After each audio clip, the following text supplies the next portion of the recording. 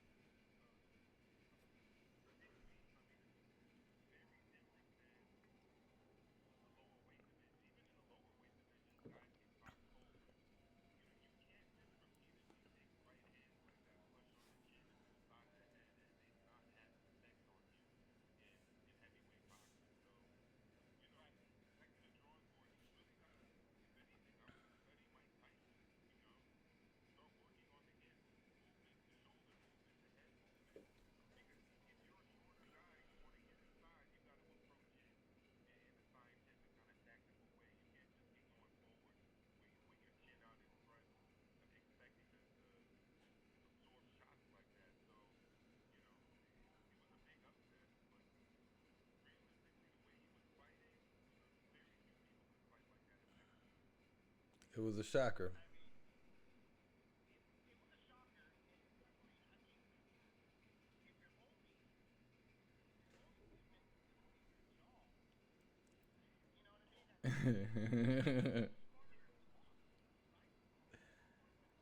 No.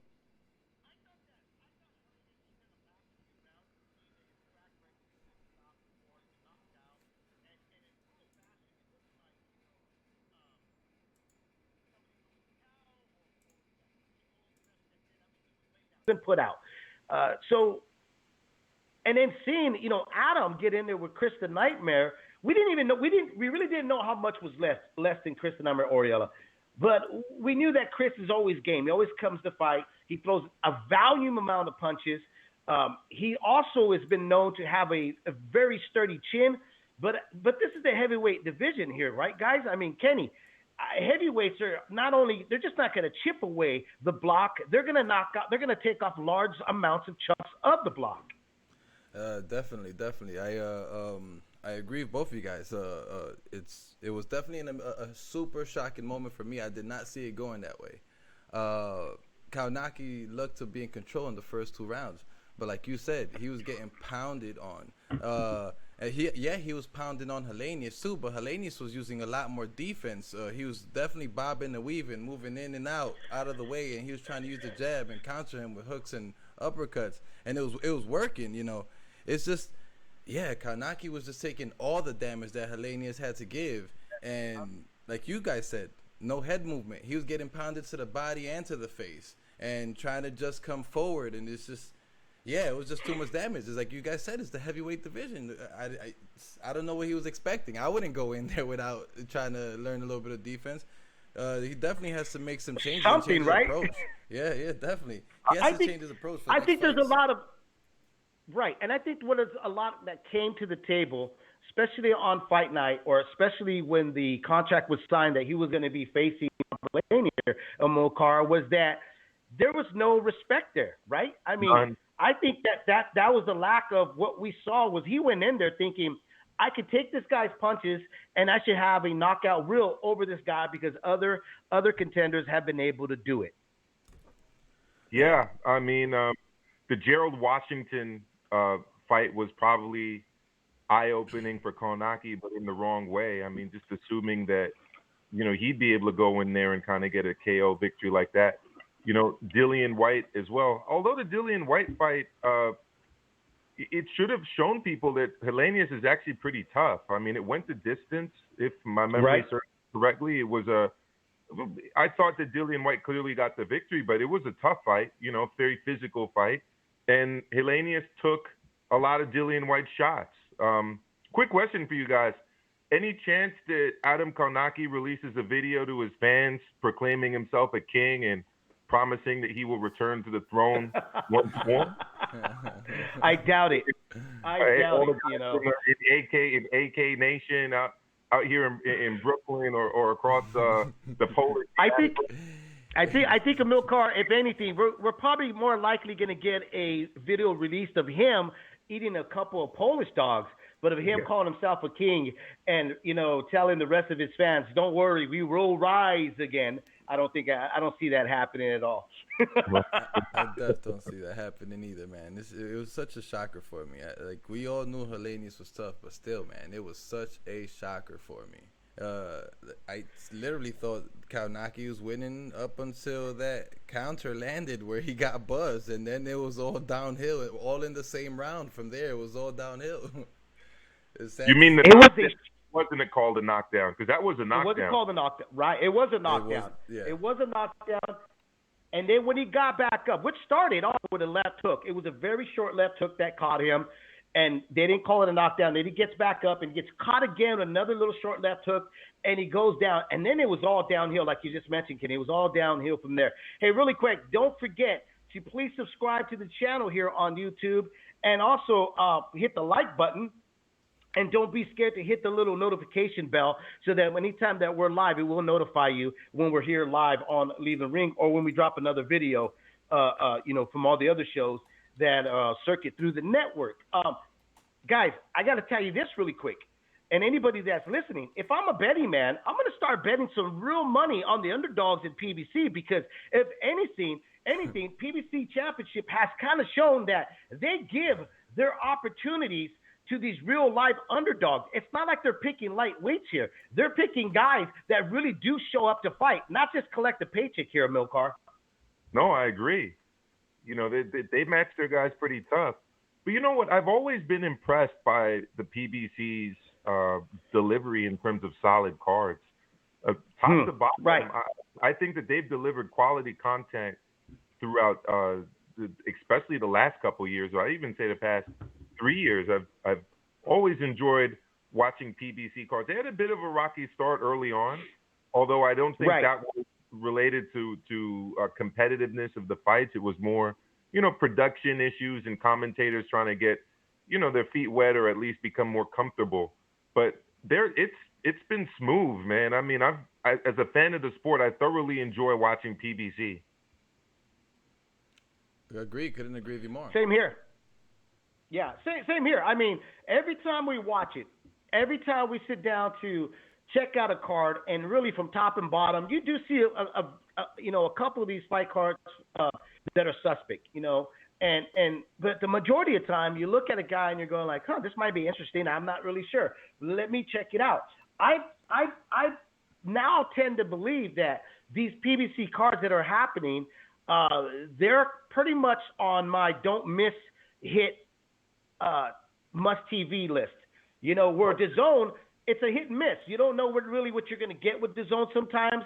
The names on paper seem like they're going to mesh well, but that doesn't really happen. I mean, so far we had, you know, round of the year with PBC. We've also had, I believe it was upset of the year on a PBC, and then you got this spectacular knockout that was, I would say a second up runner for upset of the year as well on PBC. Yeah, I agree. It's been solid stuff, and you know, as much as I like a lot of the product and content that Top Rank pulls out, I have not been as impressed with ESPN Plus and what I get through that and through Top Rank as I have with PBC on Fox and on FS1. You know, and we're going to be speaking to another PBC fighter later on, and I'm excited to speak to. You know, his stuff has been on FS1, and they've been solid as well. I'm just happy for the boxing. Yeah, they have, coming. man.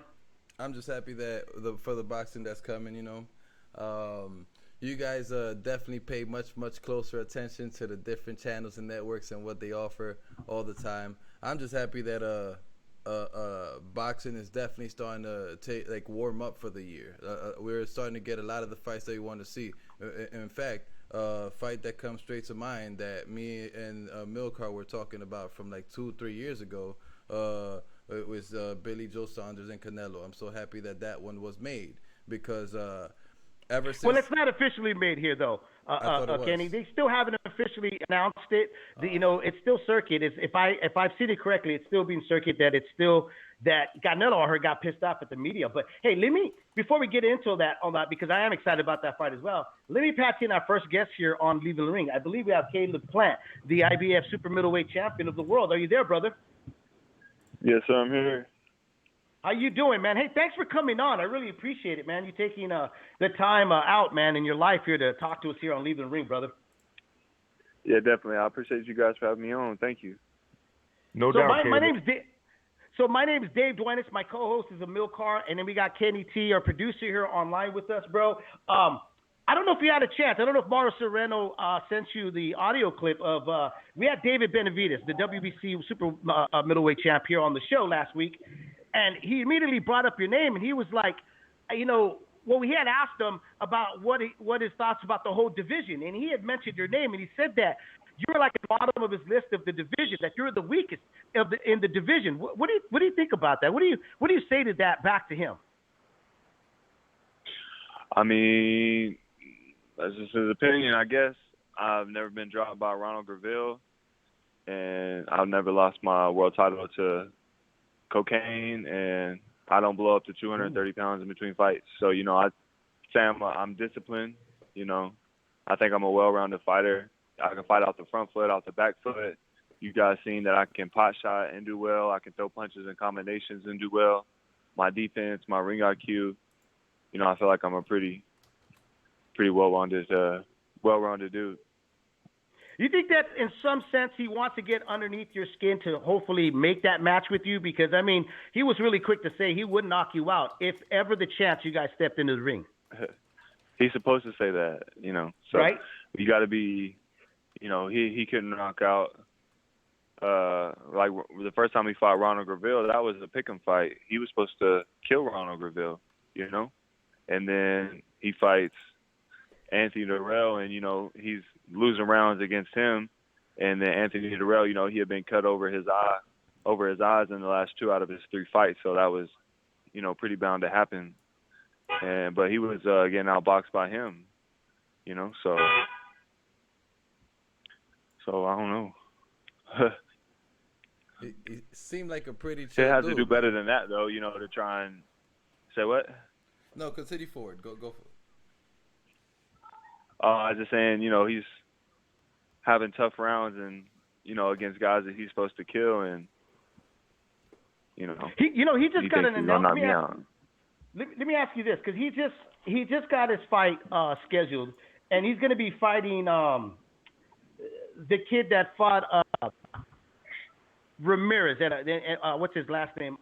Alexis Angulo. What do you think about that matchup? You know, is that really a step up in your opinion, or it's in you're going to take your stand and saying, well, look at the guy he's fighting. Who's he to criticize? Yeah, I mean, it's not really a step up in competition. You know, that dude just came off a loss to Anthony Sims, you know, just a couple of weeks ago, and they're already getting him back in April.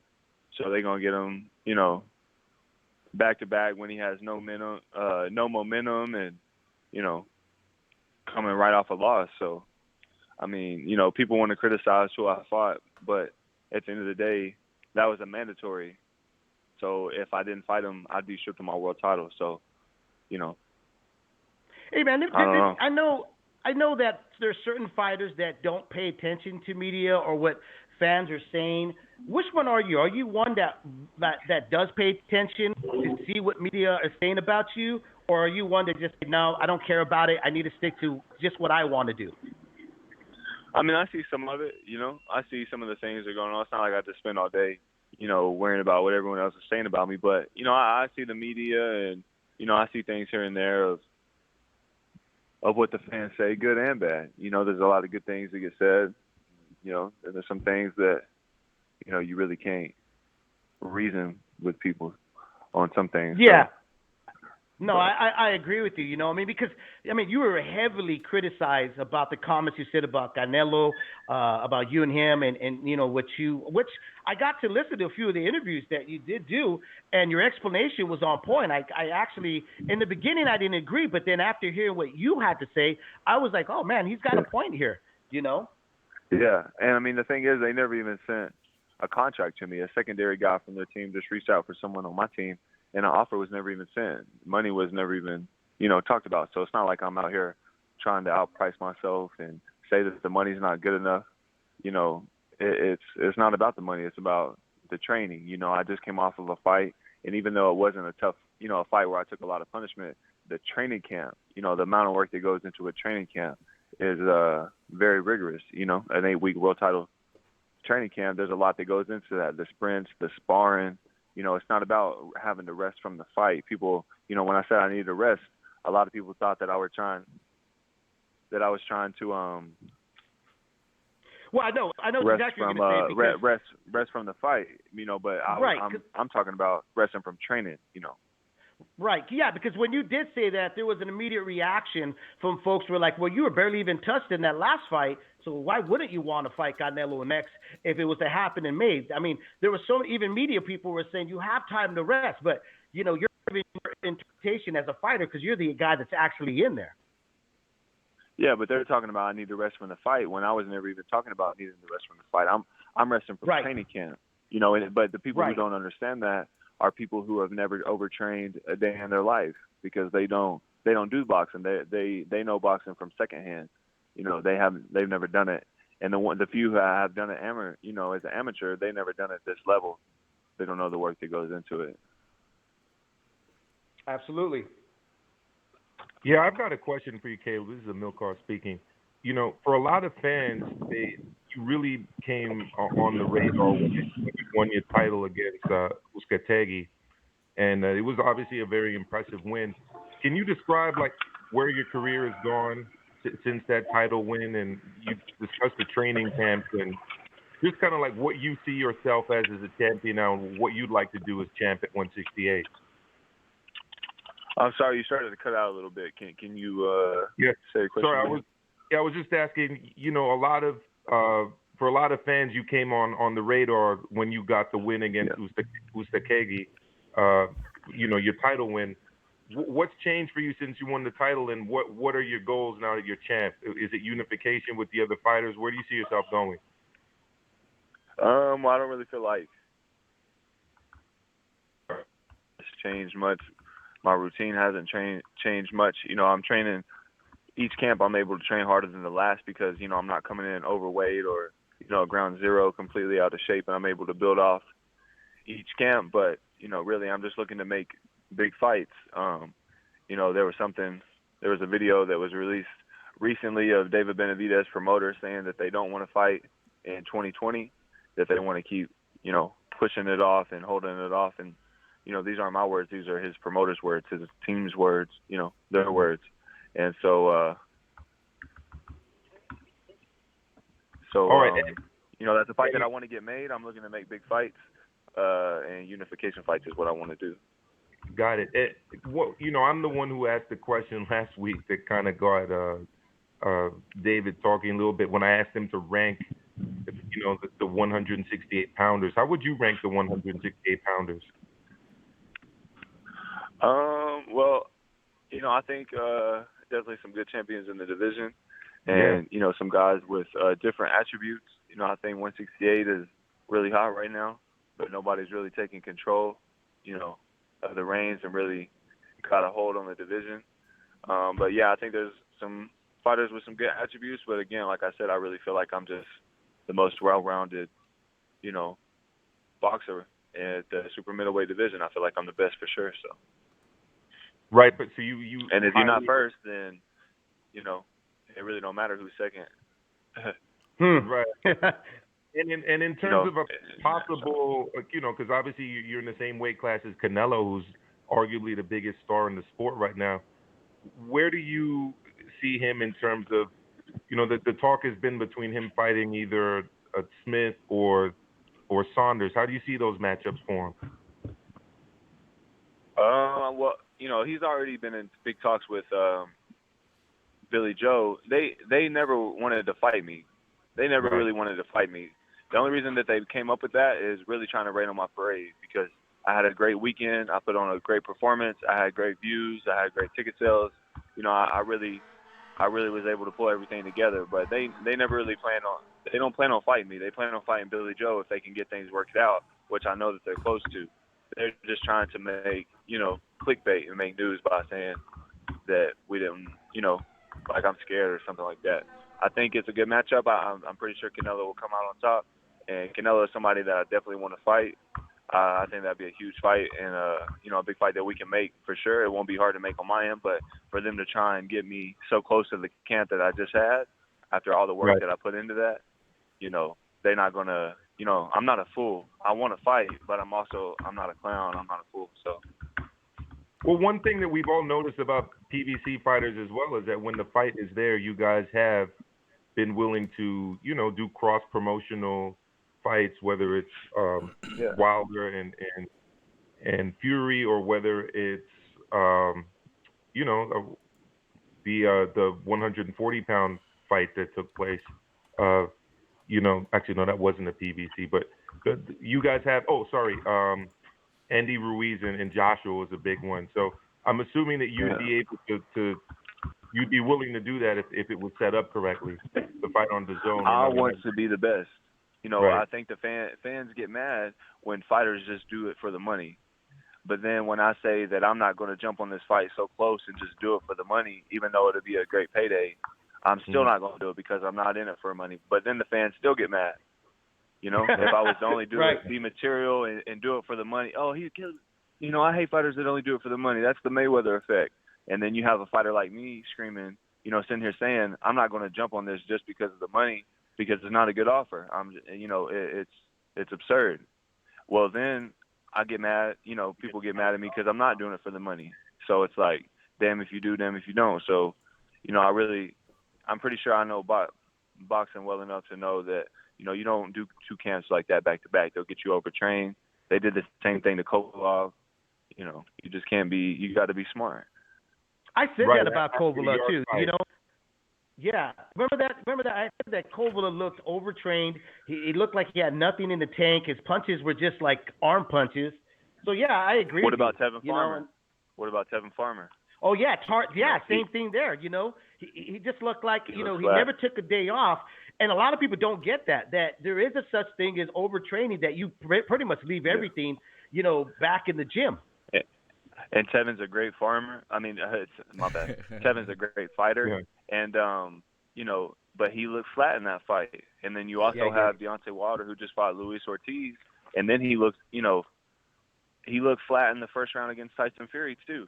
He didn't look himself. He looked flat. He didn't have no pop on his punches. His legs weren't moving the same. So, Caleb, that could be from overtraining too. That's one of the reasons I asked you kind of what I asked you before in terms of, now that you're a champ, has anything changed? How many training camps can you have ideally at the championship level in a given year? Especially if they're I'd love to fight. Right? I mean, how Love many to fight fights 3 do you times see a year. yourself fighting a year? 3. Okay. 3 fights. I would like to fight 3 times a year Right. within a 365-day, whether it's from February to February or whatever. Right, because a lot of people, what they don't understand, obviously, when you're coming up, you start out with 4-rounders, then 6-rounders, and 8, then 10, then eventually 12 when you're at the level that you're at. You can't really fight more than 3 times a year at a high level in close fights, right? I mean, from the example of Tevin Farmer, it may not be the best idea to do, and also the amount of work that goes into those fights is less as well, because of the quality of opponents and because of where you're at in your career. I wasn't able to train as hard as I am now when I was 2-0 or when I was 3-0 or 4-0. I've become accustomed to this level of training and how much training goes into a camp. It's just back then 3 miles was good enough for certain fights. Well, I can just run 3 miles now for a fight, Yeah. So. Yeah. So. Go ahead, Kenny. Yeah, my name is Kenny. I just have, I guess, a couple of questions. Let me just ask one and let you do what you do. So I noticed that you have a pretty relaxed personality. You seem like a very intelligent dude as well. Are you thinking back to what Deontay Wilder says, which is that he's one man inside the ring, another man outside the ring, bronze bomber to Deontay Wilder. Do you see something like that? Like, is that something that you feel or something that you do? Because you seem so relaxed right now, but obviously you're in the fighting sport. When you go inside the ring, it's a completely different story. So, I mean, I really don't look at myself as like a different person inside the ring, outside the ring. Like, I'm a pretty, quiet, serious dude, but also got my game face that I put on too, and that both of those are the real Caleb Plant. So, I mean, I'm a fierce competitor. I love to win, and I'm not trying to get the best sportsmanship award. You know what I'm saying? Right. I'm trying to eat somebody's face off. So, I don't know. Yeah, I'm just saying Kenny who I am. Sense. So. Caleb, Kenny here for some reason likes the rah kind of guys, right? Kenny, you like those guys that like right in your face, rah, No, I just don't get that sense from. It depends. So it depends if it's done like in style or in fashion. It can't just be random rah that doesn't make sense. You know what I mean? Like, I really don't like to quiet yell though. approach Like, too. for me, I feel like. So go ahead, Caleb. I was just gonna say I don't really like to yell or talk loud. I don't feel like I have to yell to get my point across. I feel like I can just say it in a regular tone and people know, I mean what I'm saying. I don't have to yell to get somebody to believe me. So. Right. That's pretty. Absolutely, awesome. Man. So you got one more question, Kenny? Yeah, one more question. You guys already touched upon it, but more so, I'm looking for more so an idea, a picture. It seems like Canelo's gonna fight Billy Joe Saunders. I don't know if the fight with you and Benavidez is gonna happen this year, but if you could fight those three, Billy Joe Saunders, Benavidez, or Canelo, what order would you do it in? Preferably, would you even fight the other two if you're able to fight Canelo, and with enough preparation, enough rest time? I would want to fight David. All right. I would want to fight David Benavidez and become a unified champ first, and then if I can't get fights with Billy Joe or Callum, maybe Canelo can, since he works with his own, and Golden Boy, they work together. Maybe he could beat Callum and Billy Joe and become a unified world champ, and then me and him can fight for all the marbles. I love it. Oh, that'd be great. That would be great. Yeah. Thank you for your answer. My questions are done. If you guys, Emil or David. So it's Emil Carr again. So last week we had Bomac on, Crawford's trainer, and Bomac and Crawford are from Nebraska. You're from Tennessee. These are not places that have usually produced too many boxers on your level. Can you tell us a little bit about coming up in Tennessee and what the boxing scene there is like? Well, like you said, not too much of one really. Had to travel quite a bit, in the surrounding areas, whether we went to Atlanta or Kentucky or Mississippi or and other places as well. But yeah, not really a whole lot of resources. Opened up a gym when I was young, and it didn't even have a ring in it. It had a floor. It was tape on the floor, and it was taped off in a big box like a ring. And we had one heavy bag in, and not a lot of sparring, but if you want something bad enough, then you work through the ups and the downs, and you get there. That's pretty incredible that you were able to, become who you are today, having come from a background like that. Not just obviously in terms of the limited access to fights, because I'm assuming you're talking about the amateur scene, right? Yeah, like I said, in the amateurs, I had to do some traveling, go to different, tournaments and regional tournaments and stuff like that. But it wasn't really like a whole lot of sparring just right there in the gym, or, where sometimes they have smokers and do fights on the Saturdays and stuff with, local amateurs. There was some of that, but not a whole lot. So, and why, like I said, when you really want something, make it happen. Yeah, so why boxing and not another sport? I know that came up in the pre-fight stuff with Mike Lee when you fought him, that you're someone who went right into boxing and not necessarily into other sports first.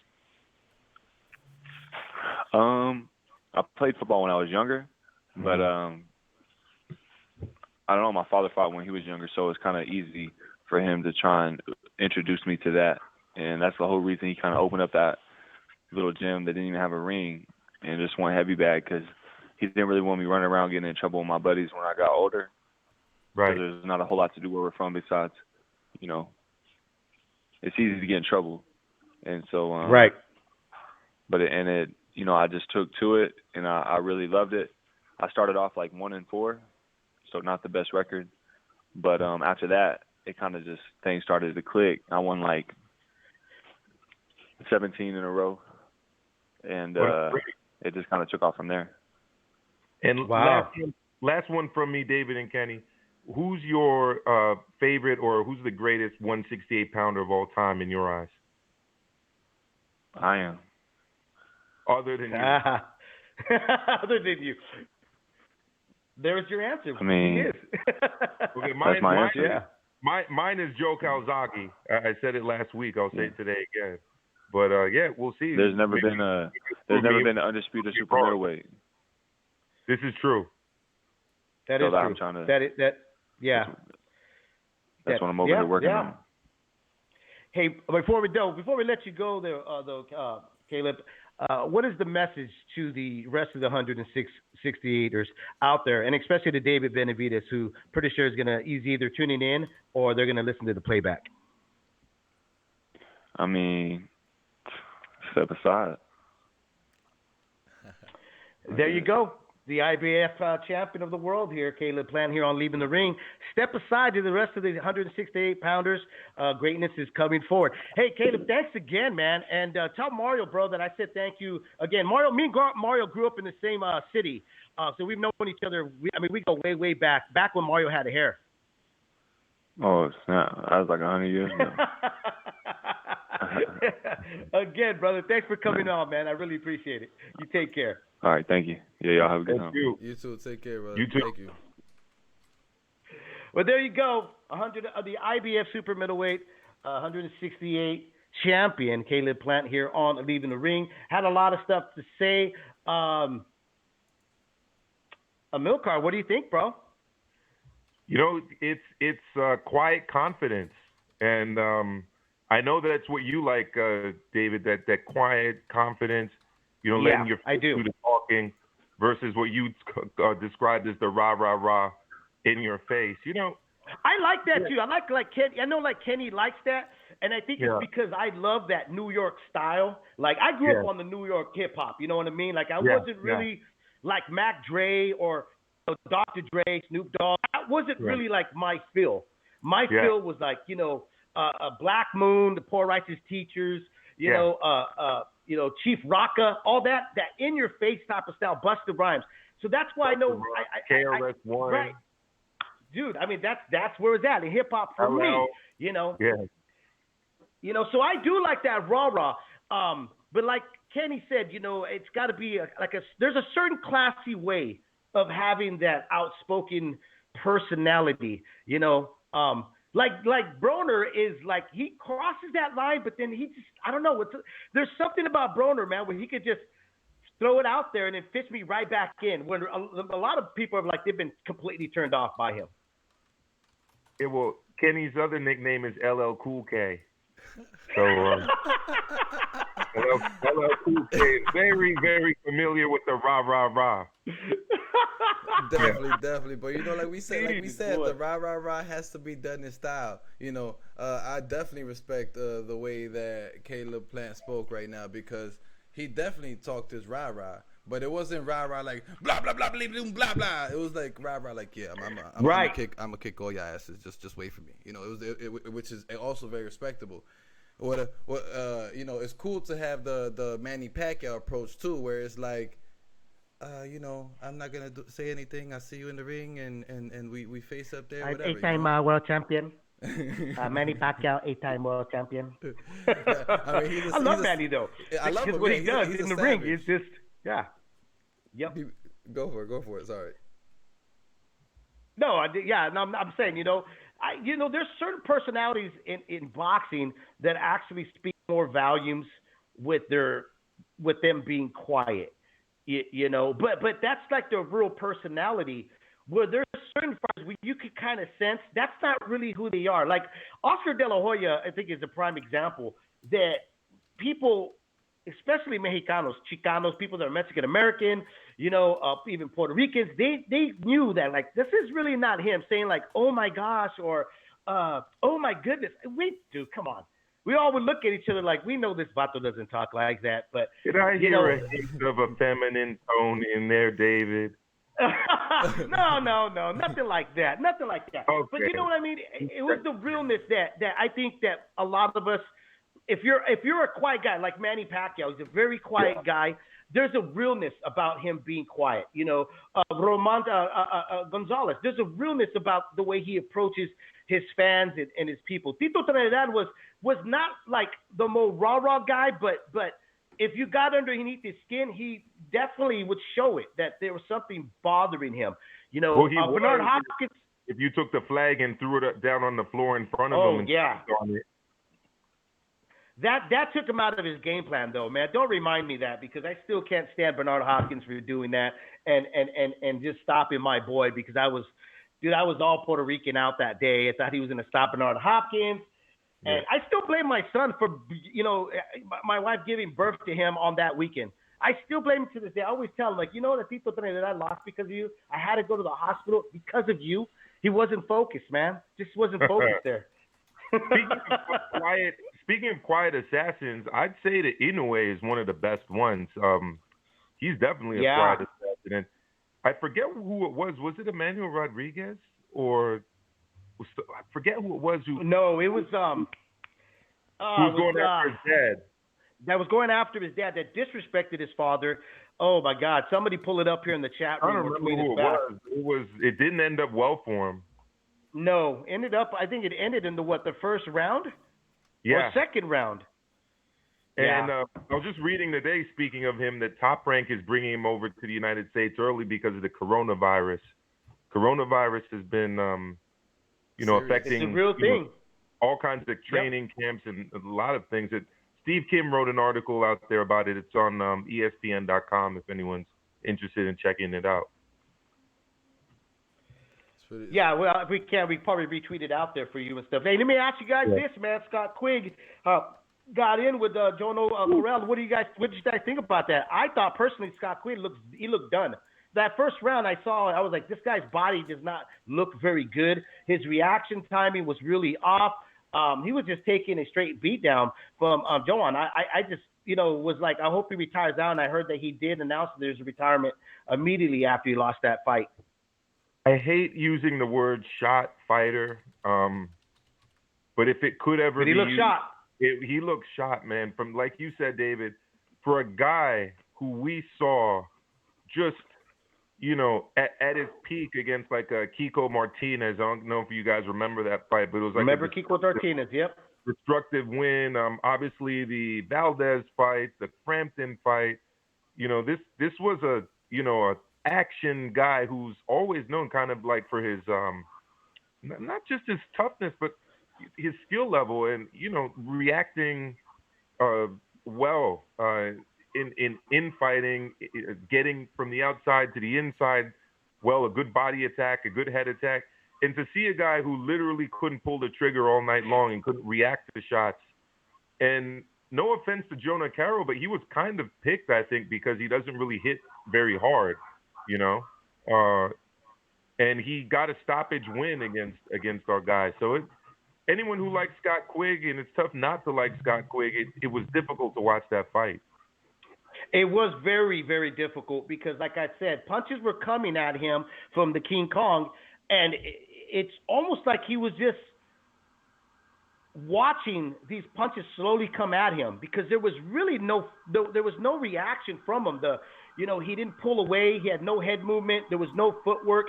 He was very flat-footed, and his body looked really mush. You know what I mean? When you talk about a shot fighter, it just looked like it was water. It retained a lot of water, and overall, the overall of what I saw of him, it was just writings on the wall was you need to hang up the gloves, brother, and live and just live off into the sunset with your family and what you have reaped already, because as Steve Kim has said numerous times on Leaving the Ring, boxing doesn't give away gold watches. No. And this is a guy who was a long reigning champion and at least was fighting at the championship level for, quite a while. And to see him like that. But you know what? If there is a good news story here, it's that he did it himself. Like he actually came to the realization that it's time to call it. And hopefully he's doing that with a lot of money in the bank and, his faculties intact and he can enjoy a solid retirement. These are. I think it's a harder. What was that, Kenny? These are what? No, I was just saying. These are. I have some quotes here, from Quigg himself, that he said after the fight. He said that he could see exactly what it was that he wanted to do, but he just couldn't pull the trigger, and that himself from 3 or 4 years ago would have had absolutely no problems with Carroll. I think he would have destroyed Carroll 3 or 4 years ago. Yeah, that's definitely what he 4. said. That's exactly what he said. Then after that he said, that's it. I said when I stop improving and stop getting better, that's the day I'll be stopping. And yeah, he retired at the age of 31 shortly after the fight. Yeah, I was gonna say, man, it's a hard pill to swallow when you are forced to retire. Whereas if you decide to retire, but what Carroll did was basically tell him, it's done. You're done. You're over. The time is now finally have caught up to you. The wars in the ring have finally caught up to you. And then Scott Quigg rightfully and intelligently looked into that match because he was physically there. And I'm glad that he still has all his marbles here, right, Amilcar, to recognize that his timing was off and that 3 years ago, he could have done a lot more to King Kong, could have seen those punches, and we might have saw a different fight. And luckily, he saw exactly what we all saw watching on DAZN, which was this wasn't your night, and it might never be your night ever again. Yeah, I mean, we're talking about a guy who lost to Tevin Farmer, who doesn't have, elite power by any means. And you kind of look at King Kong. I don't want to be disrespectful here, but he's not King Kong because of his power. He's more King Kong, I felt, because it's hard for me to say this much on experience, but it's almost like ape-like mannerisms and features. Kenny. I'm sorry, But Kenny has me laughing. Oh man. You know, the small hands, the herky jerky fainting. You know. Right. No, I know where you're going. You know. And Kenny, hand him back the shovel. Kenny, hand him back the shovel. Hand him back the shovel here, Kenny. My fans, you want to call in, certainly can. 347-205-7598. Let's talk boxing here on Leave the Ring. At 6 o'clock, we got junior welterweight Brandun Lee coming on the show. He's got a fight coming up on Showtime. And then a little later at 7 p.m., we got trainer Manny Robles here to join us as well. Let's patch in some fight fans here on Leave the Ring really quick. Let's get their intake about what happened this past weekend. Let's go with area code 510. You're on live right now. Leave the Ring. What's on your mind, brother? Hey, David. Hey, Kenny. I'm Milk Fernando. How you guys doing? Hey, what's good? Fernando. Good, dude. I'm trying to make that money. That was a really good interview with Caleb, man. I was actually kind of impressed by him a little bit, Right. Yeah. Everybody was, bro. Yeah. I was impressed by him a lot, to be honest. Yeah. He kind of comes off as unlikable, but when you kind of listen to what he's saying, he's actually not that bad, man. He's just, quite confident, Yeah. Cool. He's you know what he reminds me of? He's one of those dudes at a construction site. Like everybody in the construction site are joking and having a good time to try to pass the time because, we're all looking at the clock to get the hell out of that job site. He reminds me of that one vato that just stays to himself, and then when you say something funny, everybody laughs, and all he does is grin. He's that guy. You're painting him out to be the Punisher. That's me, dude. if you watch the Punisher show, there's a part where he's doing construction and he has a grin and all that or whatever. It's funny. But yeah, Nando. Yeah, I do have one question. I know I'm walking around, but I do have a question for Manny Robles later. I just wonder if he would actually take back Andy Ruiz, man, because I think that was a good pairing. It's really a shame if they broke up, man. Like that. I hope his door's still open to Andy, man. Cause it seems like Andy's still looking for somebody to train him. I saw him exercising online, but he needs that father figure, man. He needs somebody who's gonna tap that he has a good relationship with. Man, I don't think anybody can come cold off the street and really get him. Like somebody like Kitty Atlas, man, is gonna rub him the wrong way. I think. So I hope Manny Robles and Andrew Ruiz find a way to work it out. That's what I hope for, man. I think they really make a good pair. They made history together. And I hope it works out between both of them. Let me ask you something, Nando.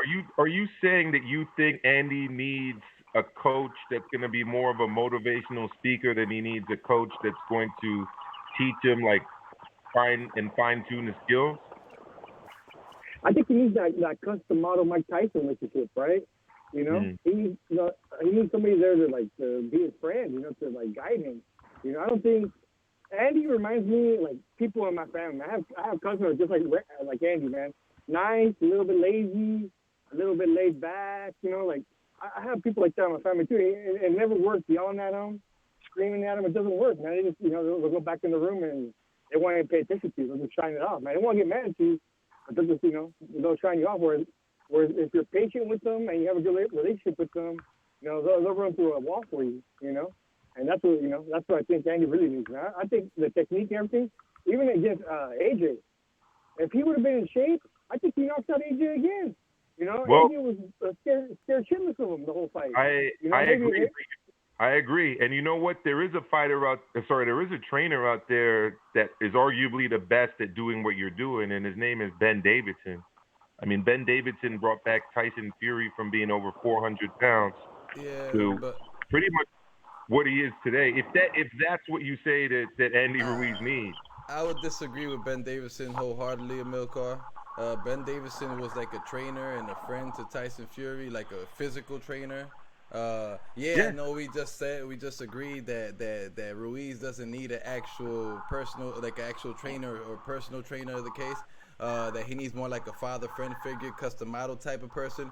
But the only thing that Ben Davidson brings to that conversation is the friend figure. Custom model was also like a boxing guru type of thing. So I would disagree with Ben Davidson. Yes, I do agree though with Nando's point that Andy Ruiz definitely needs more so somebody to treat him like a son, like a personal type of relationship to help push him, to guide him to where he needs to be, because Andy Ruiz is at the point where he doesn't need to learn any more skills. The dude is extremely skilled. He just needs to stay motivated and drop weight and drop fat and retain muscle. It's just simple. Yeah, he does need a trainer, but more so somebody to hold his hand. You know, like I said, you could take the dog to the water. You could take the horse to the water, but you can't force the horse to drink water. He needs somebody who's gonna take that water and put it in his mouth. You know, like literally. I actually think that he could use it. He could improve his footwork, though, Kenny. I don't think his footwork is that great. I'm gonna disagree with Kenny here wholeheartedly, Kenny. On about the whole father figure thing. You look, I mean, these guys are already past their 24, 25s. They're not looking for a father. You know, Johnny Zig just had Buddy McGirt, and Buddy McGirt to me is a good trainer. I never thought he was like this great trainer. I always thought he was a good trainer. But he did say something to Johnny Zig in their interview when they were talking about Deontay Wilder, that Deontay Wilder needs a teacher, not a trainer anymore. And I think that comes down to Andy Ruiz. That's why Andy, in my opinion, it is no big rush of finding a trainer. He's working out on his own, because here's the fact. There's not a lot of things you're going to be able to teach this guy already, because he's already made it to the top. And when you kind of hit to that top, forgive me if I'm wrong here, the arrogance still is going to stand, because you're going to say, well, I've already made it here by fighting this particular way. Why would I change? I didn't lose to AJ because he was better than me. I lost to AJ because I didn't show up to the ring or the fight. So I think it's a difficult thing to try to get a guy, because like even Manny Robles has said in interviews, if he doesn't listen to his father, why would he listen to me? And that's a real father figure. And his dad is already in and around all his camps, and even goes to the ring with him. Right. Well, right. Fernando, let me ask you this, bro. What did you think about I'm sorry, really quick. Because I want to get let go for now. We're going to be having Brandon Lee calling right now. Fernando, did you watch the fights, and what did you think about Helenius and Kownacki, bro? That's the team, man. People were quick to shit on all these fights, man. I enjoyed all of them, to be honest. I don't know, maybe I'm watching the wrong thing, or I just need to get on fucking Twitter, man. Twitter is some bullshit, man. A lot of fucking angry people on that shit, man. The fucking salty ass motherfuckers on that shit, man. So I enjoyed the fight. I don't know what the fuck Twitter was talking about. And yeah, man, I'm not even going to throw Kownacki in the garbage either, man. He still got talent. Maybe he's another version of Andy Reid. Maybe he just wasn't in shape for the fight. Didn't take it serious. Just thought it was going to be an easy payday. And he got knocked out, which happens in boxing, man. So I'm not ready to throw him in the garbage, man. I think he still has talent. But thank you for taking my phone. I agree with you. Man. I'm listening. All right, brother. Thank you. No, I got to agree with Fernando there. I think that Adam still's got something in the tank. The one thing that Milcar, you were bringing up in the beginning of the show was no head movement. A guy with a pressure fighter, any pressure fighter, it doesn't just mean particularly in the heavyweight division, but in any division. If you're going to be a pressure guy, well, you got to have some head movement. And you got to know that your jab is going to push the guy back, and it's going to keep him off balance, so that they need to reset. And when they reset, that's when you upload. That's when you let go your punches, where you're going to catch the guy. You watch all the pressure fighters. That's what they did. They used the jab. They used head movement to close that distance with footwork. And then when you had you off balance, the element surprise was to unload on you. And that's how you caught these guys. The laziness of not doing right. The laziness of just doing the 1-2 and believing, because you watch tape on the guy. And I think too, I'm going to start taking Kenny's word here wholeheartedly. I think that Adam thought that he was going to knock him out, blow him out in 1 or 2 rounds, because everybody with the announcement of that fight were not very intrigued by it. Nobody had really a whole lot of interest. They were like, man, this guy. I mean, I thought he was going to get knocked out. Well, last week I was actually saying that I was interested in going to see it live, and one of the reasons being is I know that Helenius is a tough guy. But you know who I wasn't too impressed with? The Cuban fighter, Sanchez. Were you impressed by him? I was impressed with him to the point was, look, he's got good boxing skills. Not every one of these guys are going to be like Ortiz or what we've kind of seen now. They're coming out of the Cuban defect. They're starting to be aggressive. They're starting to be more entertaining. I I'm still on the fence with them. I'm not sure which way I'm going to sway. I want to see maybe one or two more fights with Sanchez before I throw in my complete my whole thought about what I think he's going to do, what the impact he's going to do in the division. My assessment of him, though, David, is that I just don't think he's has the size or the punching power to be competitive at the highest levels in the division. I just don't see someone that size being effective against an AJ or even forget Fury, even like a Dillian White. Especially with that style, I actually think that he should probably consider going down to the 200 limit to the cruiserweights if he can make it. It's going to take a lot Yeah, of that would probably be that would be the best. That would be the best decision for him body-wise, but pocket-wise and bank-wise, that's the reason why these cruiserweights move up. They want to chase the bigger paydays. They want to test themselves with these bigger elite guys. I think it's going to be difficult for any guy that's between 200 to 215, even 220, to compete with these monsters in the heavyweight division. It's going to be very tough for them. The reason a guy like David Haye or even Holyfield, but especially Haye, was able to do it is that, Haye packed a monster punch, and he did. He was just blasting guys out of there at cruiserweight, and when he moved up to heavyweight, he was doing the same. I just don't see Frank Sanchez being able to do that, based on what I've seen of him thus far. I mean, he took Joeco to distance. His last fight before that was the distance. His fight before that was kind of a TKO victory. And it's not like he's been fighting monsters. You know what I mean? Right. So, only time will tell. I just, based on what I've seen, I see him more as a cruiserweight than a heavyweight. I don't disagree with you at all. But I still say the verdict is still out for Sanchez. We still got to see what he can produce, what happens when somebody can pressure him, what happens when somebody can really get in there and make him fight.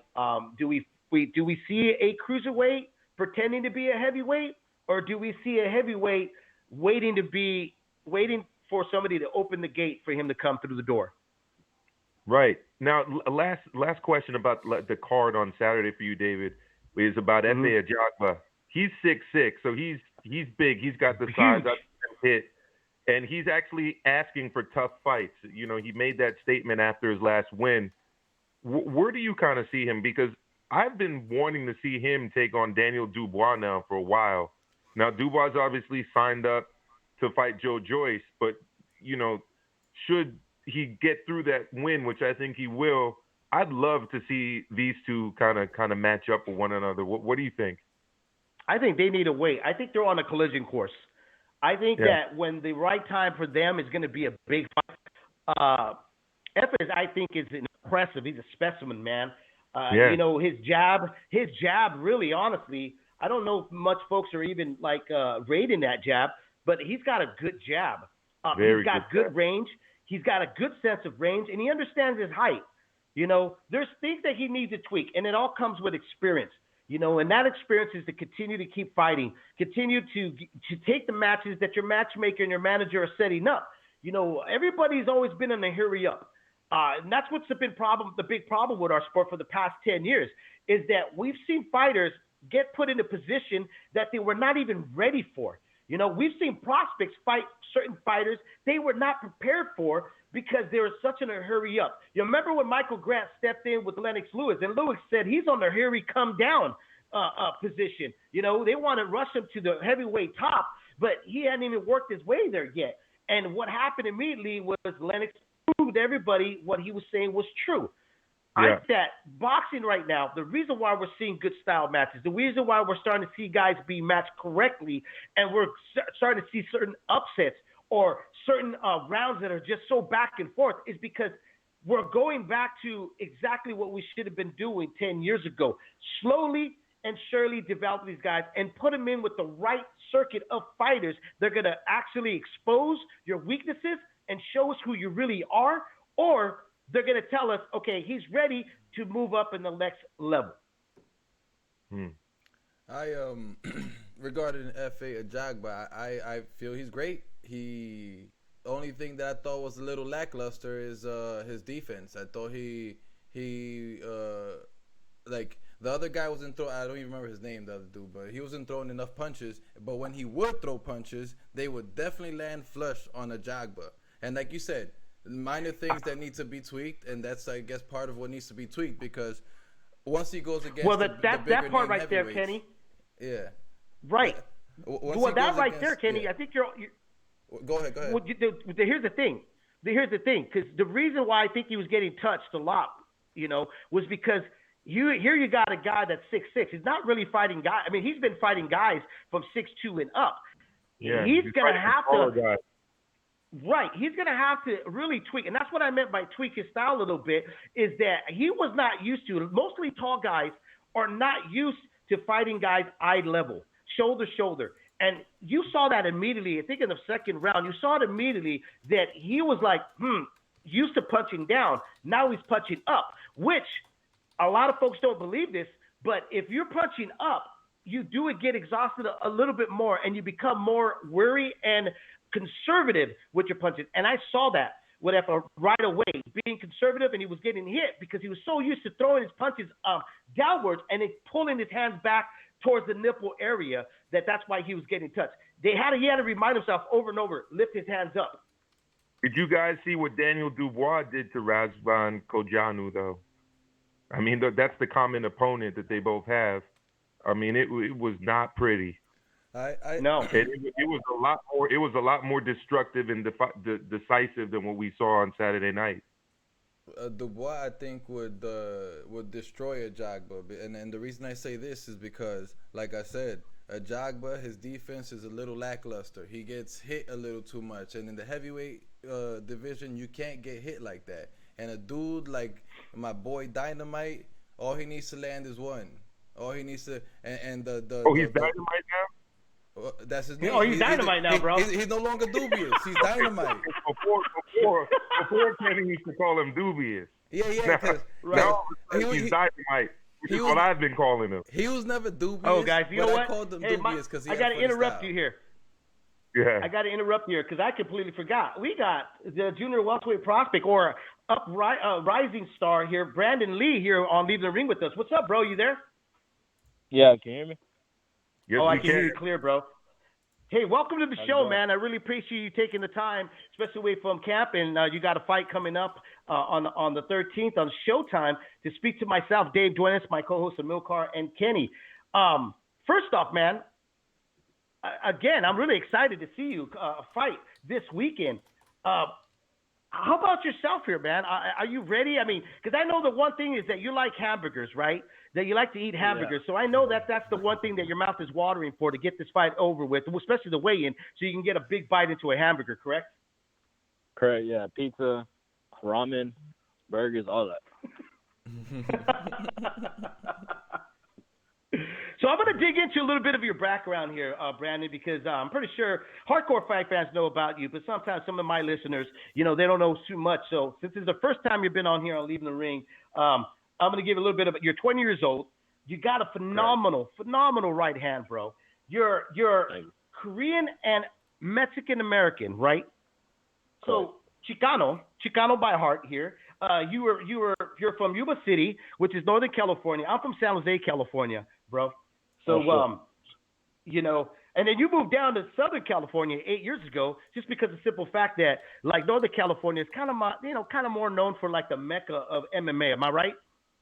Mm-hmm. Yeah, not much boxing is out there. No. It's kind of they only have like a few gyms, handful of gyms. So when you see that, California. Right. But when you see like a guy like Gabriel Flores out of Stockton, California, which is about an hour, a little less than an hour from Sacramento, because you were like a couple hours away from Sacramento. When you see a guy like that pulling in an audience, a crowd to where he's at, did that surprise you a bit? Because that surprised me a bit, because a lot of times it's really hard to get like Northern Californians to support a boxing event. Those are kind of rare to be popping up in Northern California. Well, I think Gabriel Flores is a little special because he has a tremendous following, tremendous support system. So I think that the way he sells himself to the boxing world and to his Stockton fans is phenomenal. He's doing a great job.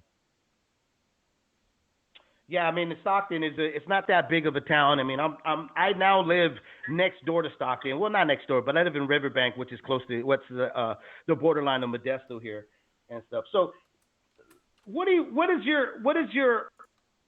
think is your weakest out of all your arsenal? What's the weakest that you feel that you still need to work on, that you continuously work on in your fight game?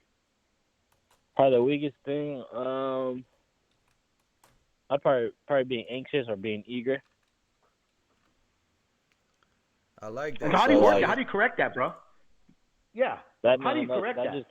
That just comes with time and experience, and whole lot of self discipline. I mean, two fights ago when I made my TV debut on Showbox, I was real eager to throw punches, and you can't be doing that because I mean, I made so many mistakes. So I feel like I've learned, you know, like you got to get burned to learn not to touch that stove. So I kind of, in a way, learned don't be as eager, you know, stay calm, pick your shots.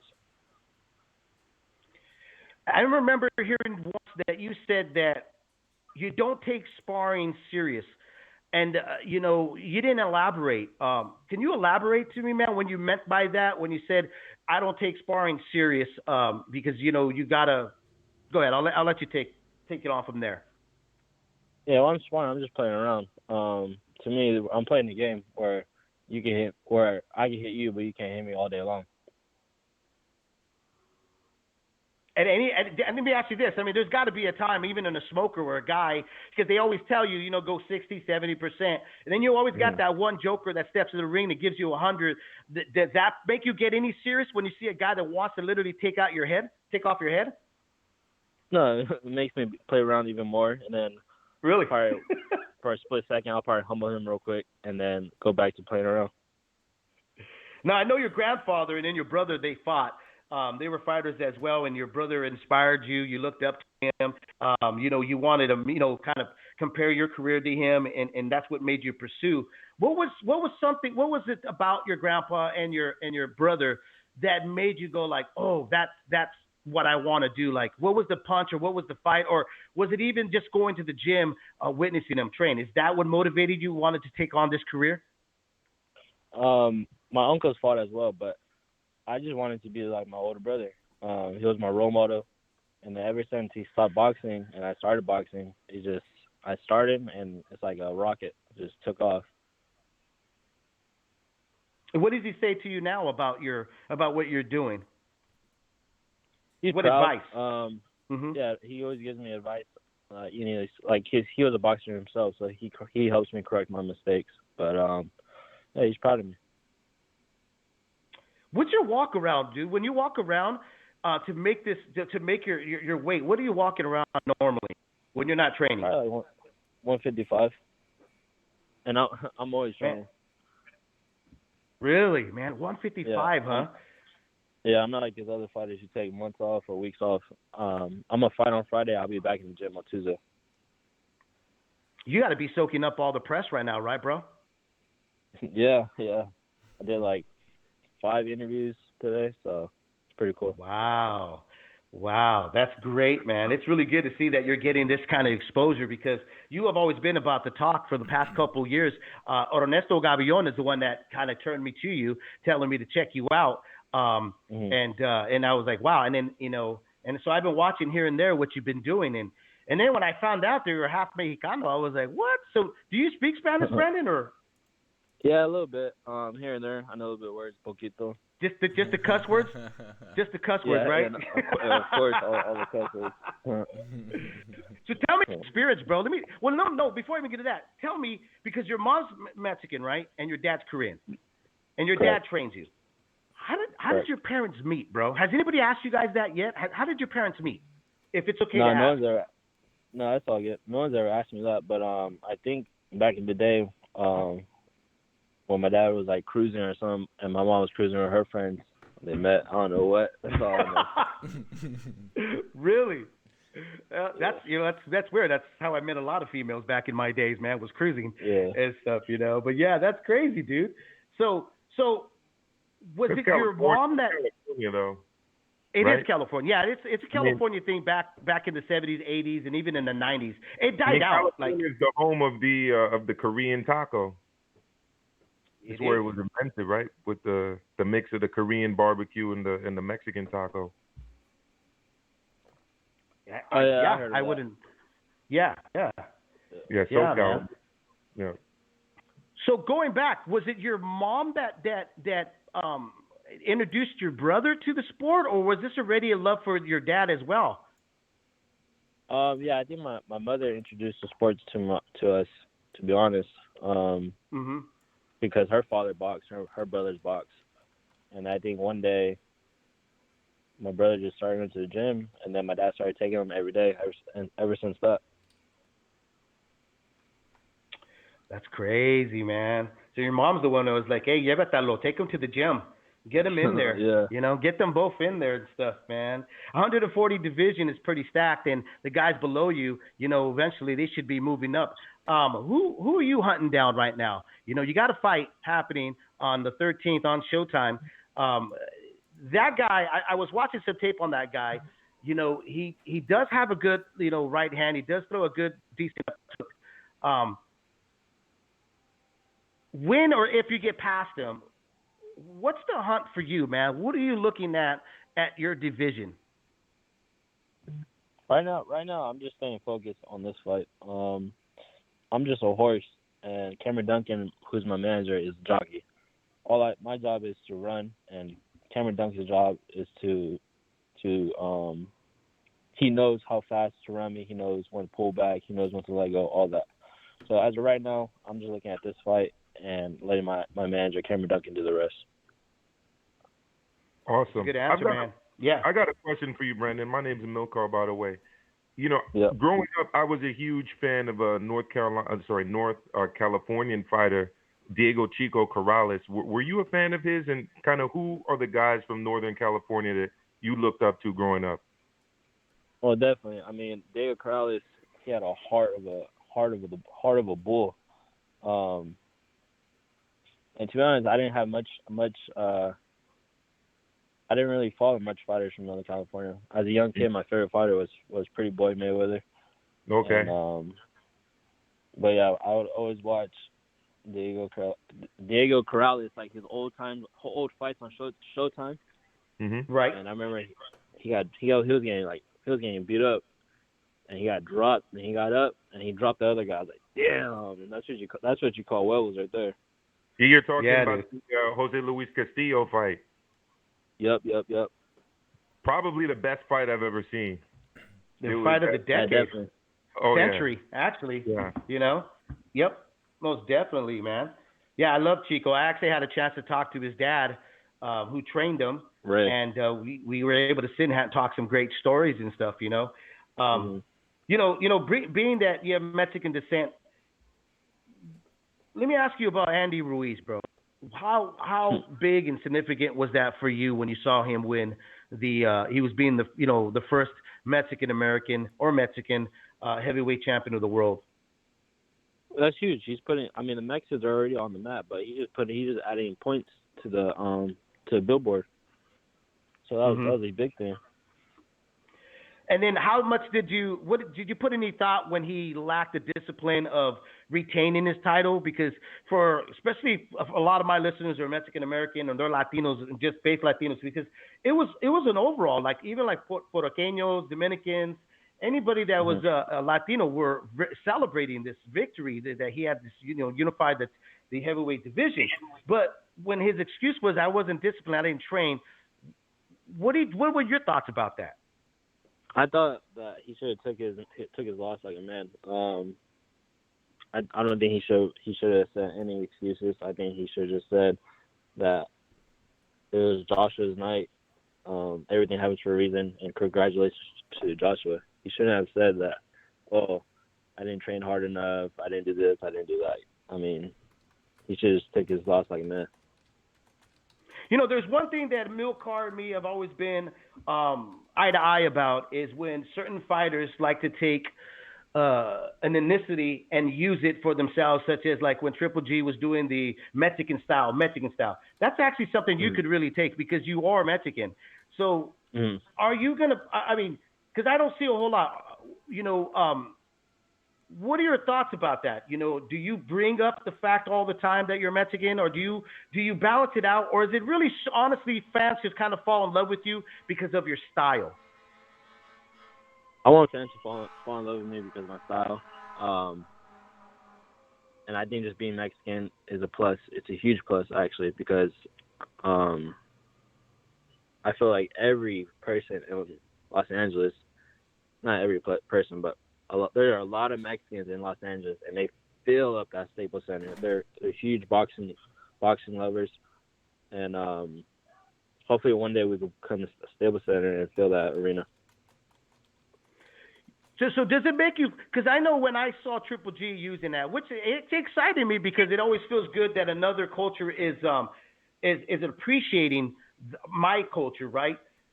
So when you saw that for the very first time, did that excite you, and did it also make you feel like, well, I got to let people know that I'm Mexican too. I'm not just this Korean kid. I'm Mexican too. I have that in my blood, in my veins. Do you feel like you have to push that as well? No, not really, because when I tell people I'm half Mexican, they don't even believe me. They tell me, nah, no, you're not. You're chinito. So I feel like once they see me fight, they'll get like a little respect from me. Yeah, everybody's gonna get respect from you, bro. With that right hand, oh my God, what a beautiful right hand. Amilcar, have you seen this kid fight yet? I know you have, bro. You've seen the Brandun Lee fight. Yeah, absolutely. You're obviously a very exciting young prospect, and we're looking forward to you continuing, especially considering your weight division is so, packed with talent and exciting fighters. Who do you see as the top guys in the division, not obviously including yourself? Like, who are the top guys that you're looking at as being the kings of the division right now? I think the king of the division overall is probably Josh Taylor. Yeah. And then, of course, I gotta give Jose Ramirez his respect. He's a world champion. He also unified the world title. So of course, Jose Ramirez. Also from Northern California too, just like you. Yeah, Avenal, Central California. Oh yeah, sorry, yeah. You're right. Yeah, but overall, I think those two are the top dogs. I mean, they have all the belts at 140. So Pro Gray gets no respect on that list. No, Pro Gray is one hell of a fighter as well. I think he has some flaws. I mean, to be honest, he's too small for the weight class. Interesting. Well, you're 5'10". I don't know. That's actually pretty tall for that division, right? Yeah. So I think you're gonna.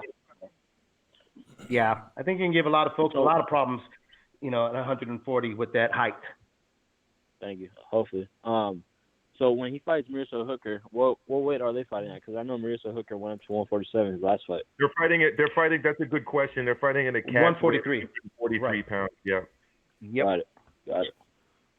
Yep. That's the catch. They're gonna meet each other, which is a great matchup. What do you think about Jose Ramirez fighting Victor Postal? Do you have any thoughts about that fight happening? Yeah, I think Jose Ramirez probably knocks him out before 8. Maybe not knock him out, but definitely catch him with the body shot and sit him down. And Jose Ramirez would be victorious in that. I can't argue with that prediction there. Brandun Lee, before we let you go, brother, tell me really quick, what's the message you have to the rest of the guys that are in your division? And give us your take. They don't know me yet, but shit, they're gonna know my name real soon. I'll be popping up, knocking on the door real soon. There you go, Brandun Lee on Showtime this weekend. Tune in, check him out. This kid's spectacular. Brandun Lee, gracias a la vez, man, for coming on, leaving the ring. Speak to you soon. And Emily, tell your PR, thank you very much for having you come through on our show. Thank you. Awesome. Thank you very much. Best of luck, Brandun. Oh, but thank you. Hit up the listeners of our show with your social media. Oh, yeah. Oh, okay.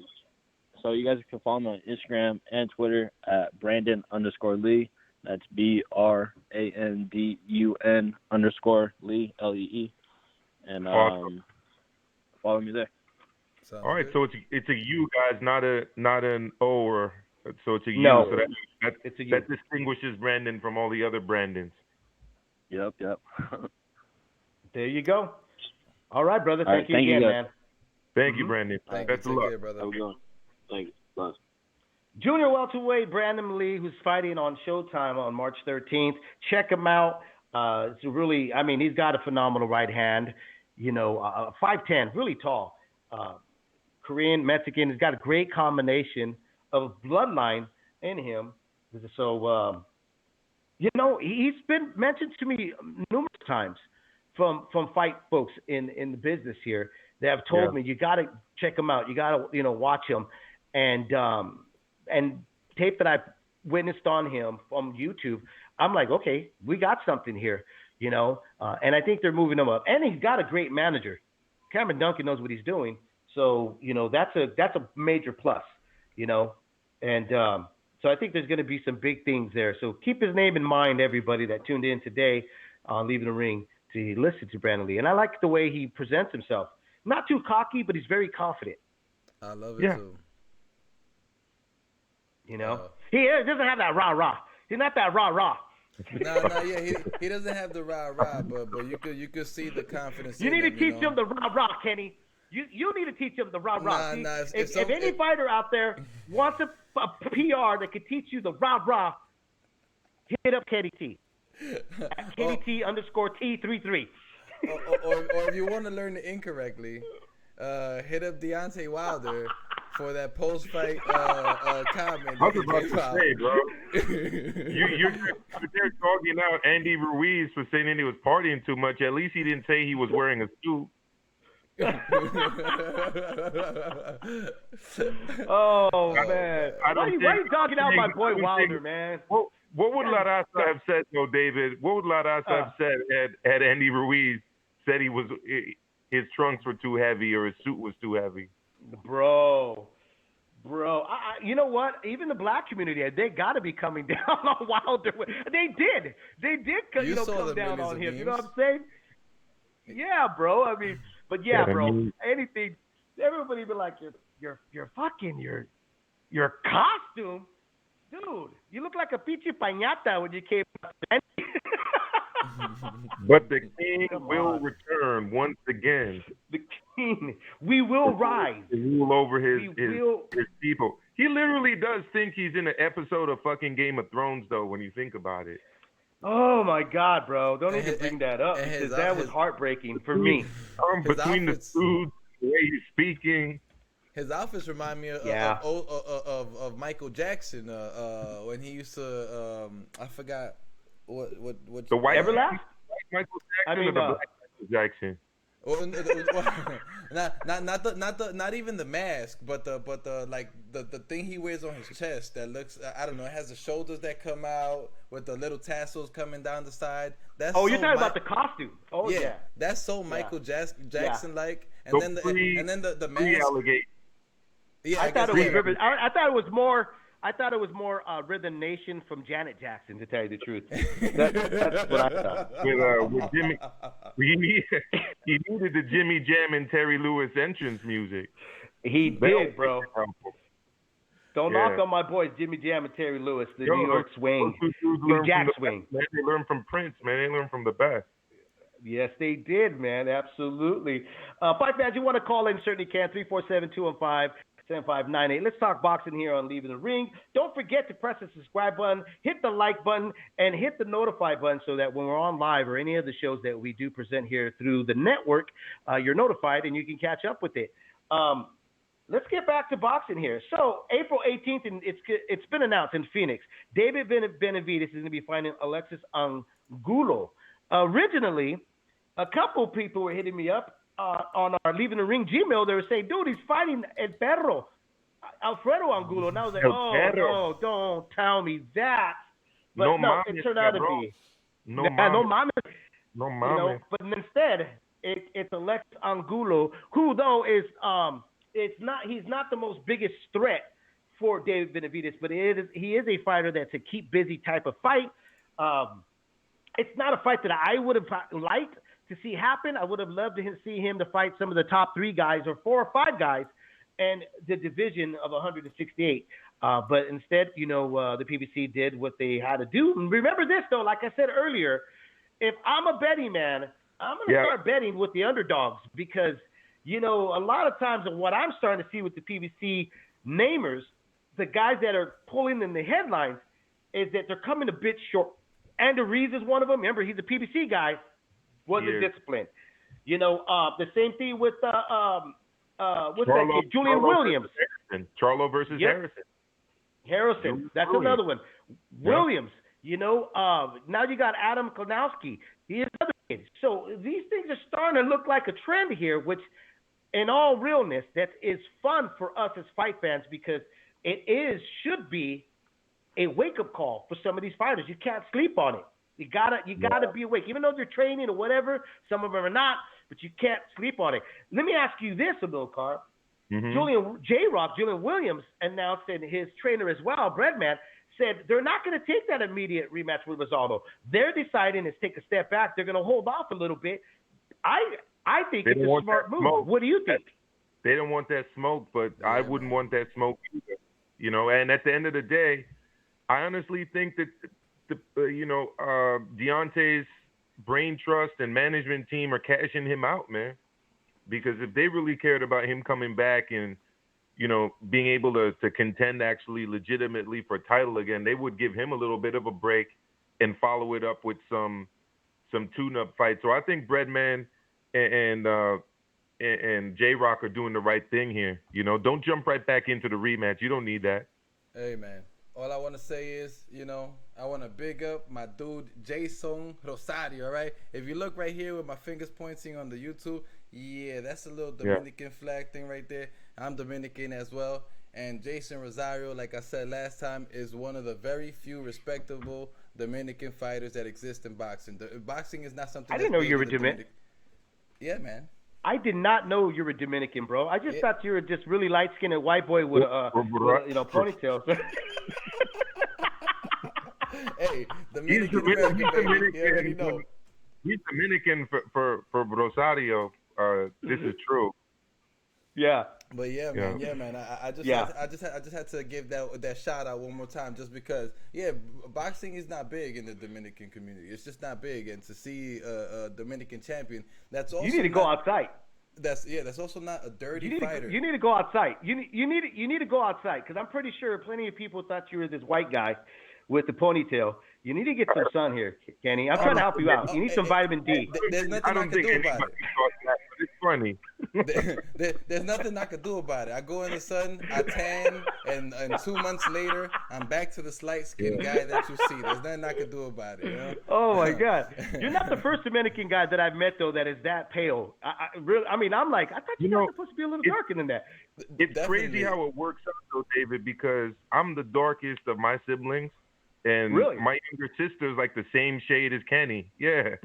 So, in the Caribbean where we have these mixes, it's, you got one grandmother or grandfather that's one way, another that's the other. And sometimes the grandkids get more in line with one than the other. Yeah. It's funny because in my family, it actually doesn't even make sense. Both my grandparents are dark, and then all of their kids are all light.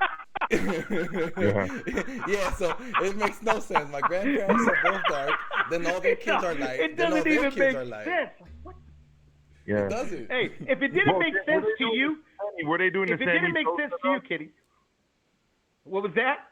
I was asking Kenny if they were doing the Sammy Sosa, aka the Michael Jackson. No. Hell no. I was gonna say this, Kenny. If it didn't make sense to you, you imagine what your grandparents thought when they saw you when you came out. Like, holy shit. Who's this guy? Whose kid is Muy this? Blanquito. Muy blanquito. But you know what? If you look back at the history of the Dominican Republic, there's a lot of tragic European rape that happened in our history. So, it all comes from that. Yeah. So it is what it is. Yes, but, sir. I guess let's take it back to boxing. Jason Rosario, respect for you, my brother. Take it back. And let's take it back here. Huey Fury. How about Huey Fury? Let's talk about Huey. I was impressed.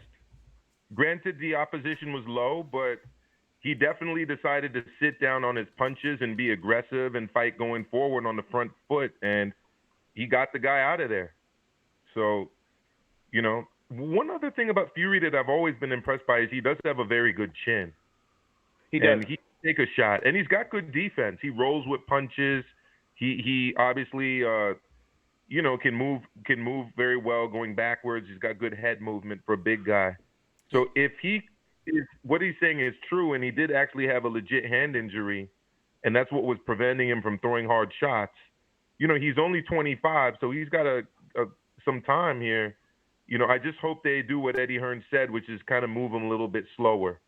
We don't need to see him in with guys like Povetkin or Joseph Parker or you know, these other guys he's fought at a high level just yet. Let's give him some time to develop in this new style. You know, the part that's sad is that this happens to a lot of guys that have a recognizable last name. You know, Huey Fury is, you know, related to Tyson Fury. And I think at the time, everybody thought that he was going to be equal or better. Yeah, man. To his, he got hair. You know, his I'm right.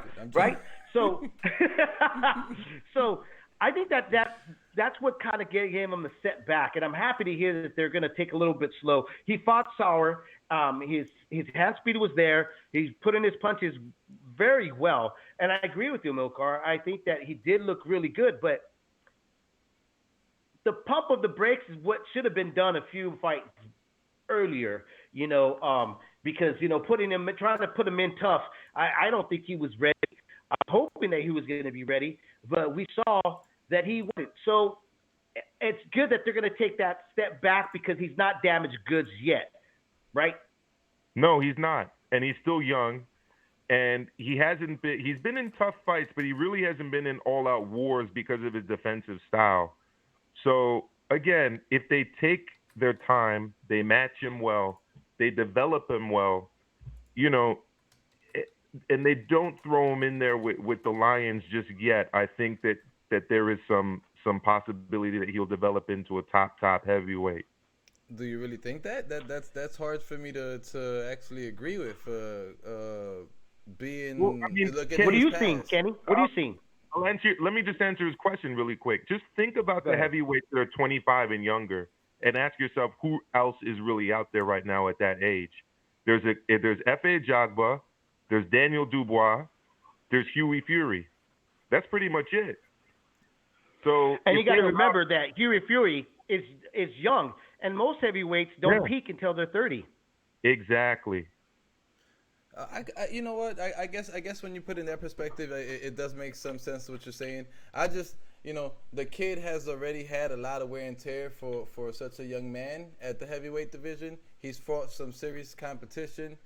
He's gotten hurt by some serious competition. I guess, like you said, the right thing is to move him along slowly, get him some experience, let him get a little used to his new boxing style, as opposed to throw him in there with the Lions. But you know, how long you can't keep him fighting like good competition for the next 5 years until he becomes 30 or so. But here's the thing: look at how long it took AJ. In terms of his age, granted it was 16 fights, but he wasn't fighting guys like Povetkin when he was 23 or 24. You know, he wasn't fighting guys like Kubrat Pulev. And don't forget, Huey Fury went the distance with all these guys. He's never been knocked out. Huey Fury boxed Joseph Parker at like 22. Yeah. You know, I think he was just rushed. Now, if you look at young, inexperienced. Yeah, if you look at who F.A. Ajagba, who's the same age, in fact, I think he's older than Huey Fury, has fought, like, he's got nothing like this on his resume. On his resume, no. Joseph Parker, Povetkin, and Kubrat Pulev, who a lot of people didn't want to fight, which is something that you've even mentioned before, Kenny. So, look, I just think he in those 3 fights he took on way too much, way too early. I could co-sign that. I could definitely co-sign that. Yeah. I do co-sign that. I just like I said, I can't see him being dragged along for 5 years. You say he's 25, and then David said that 30 is the age where heavyweights come into power. I can't see him being dragged along for 5 years, fighting a second-tier competition as opposed to the top dogs. You know. But that's literally what Deontay Wilder's people did. Deontay's 30. I can see that. Now. He didn't fight anybody until he was about 30. Exactly. It can happen, Kenny. It has to be spread out. It's not like we're going to be solely focused on Huey, at this point right now, because they're going back into a development stage. So it can happen. There's no wrong in it. The only thing is that they pre-rushed them.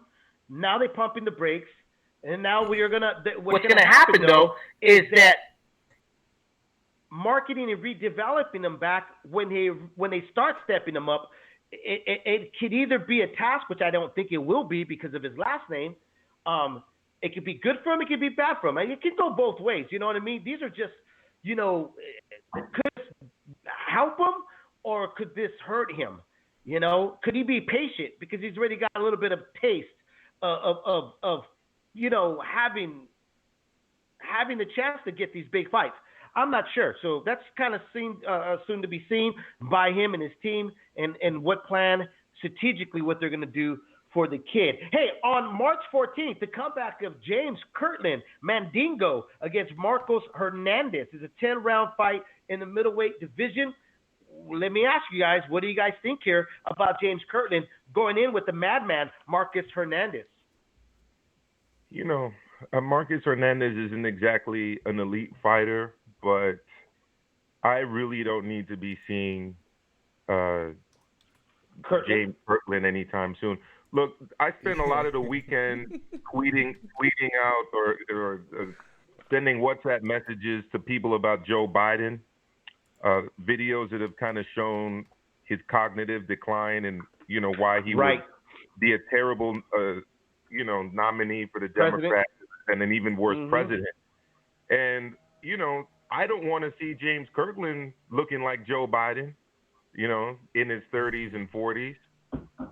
But he is. Bring sentences together, not know what state he's in, can't tell the difference between his wife and his sister. And I could go on and on about Joe Biden. We don't need to see boxers like that. So, I'm hoping that at some point people just say no. There's better ways to earn a living because let's be honest, his payday for this fight can't really be that big. Let's let the guy transition into something else. I don't know if there's other skills that he has or something else that he can do, but boxing is a brutal game, and you're really reminded about that when you see cases like James Kirtland.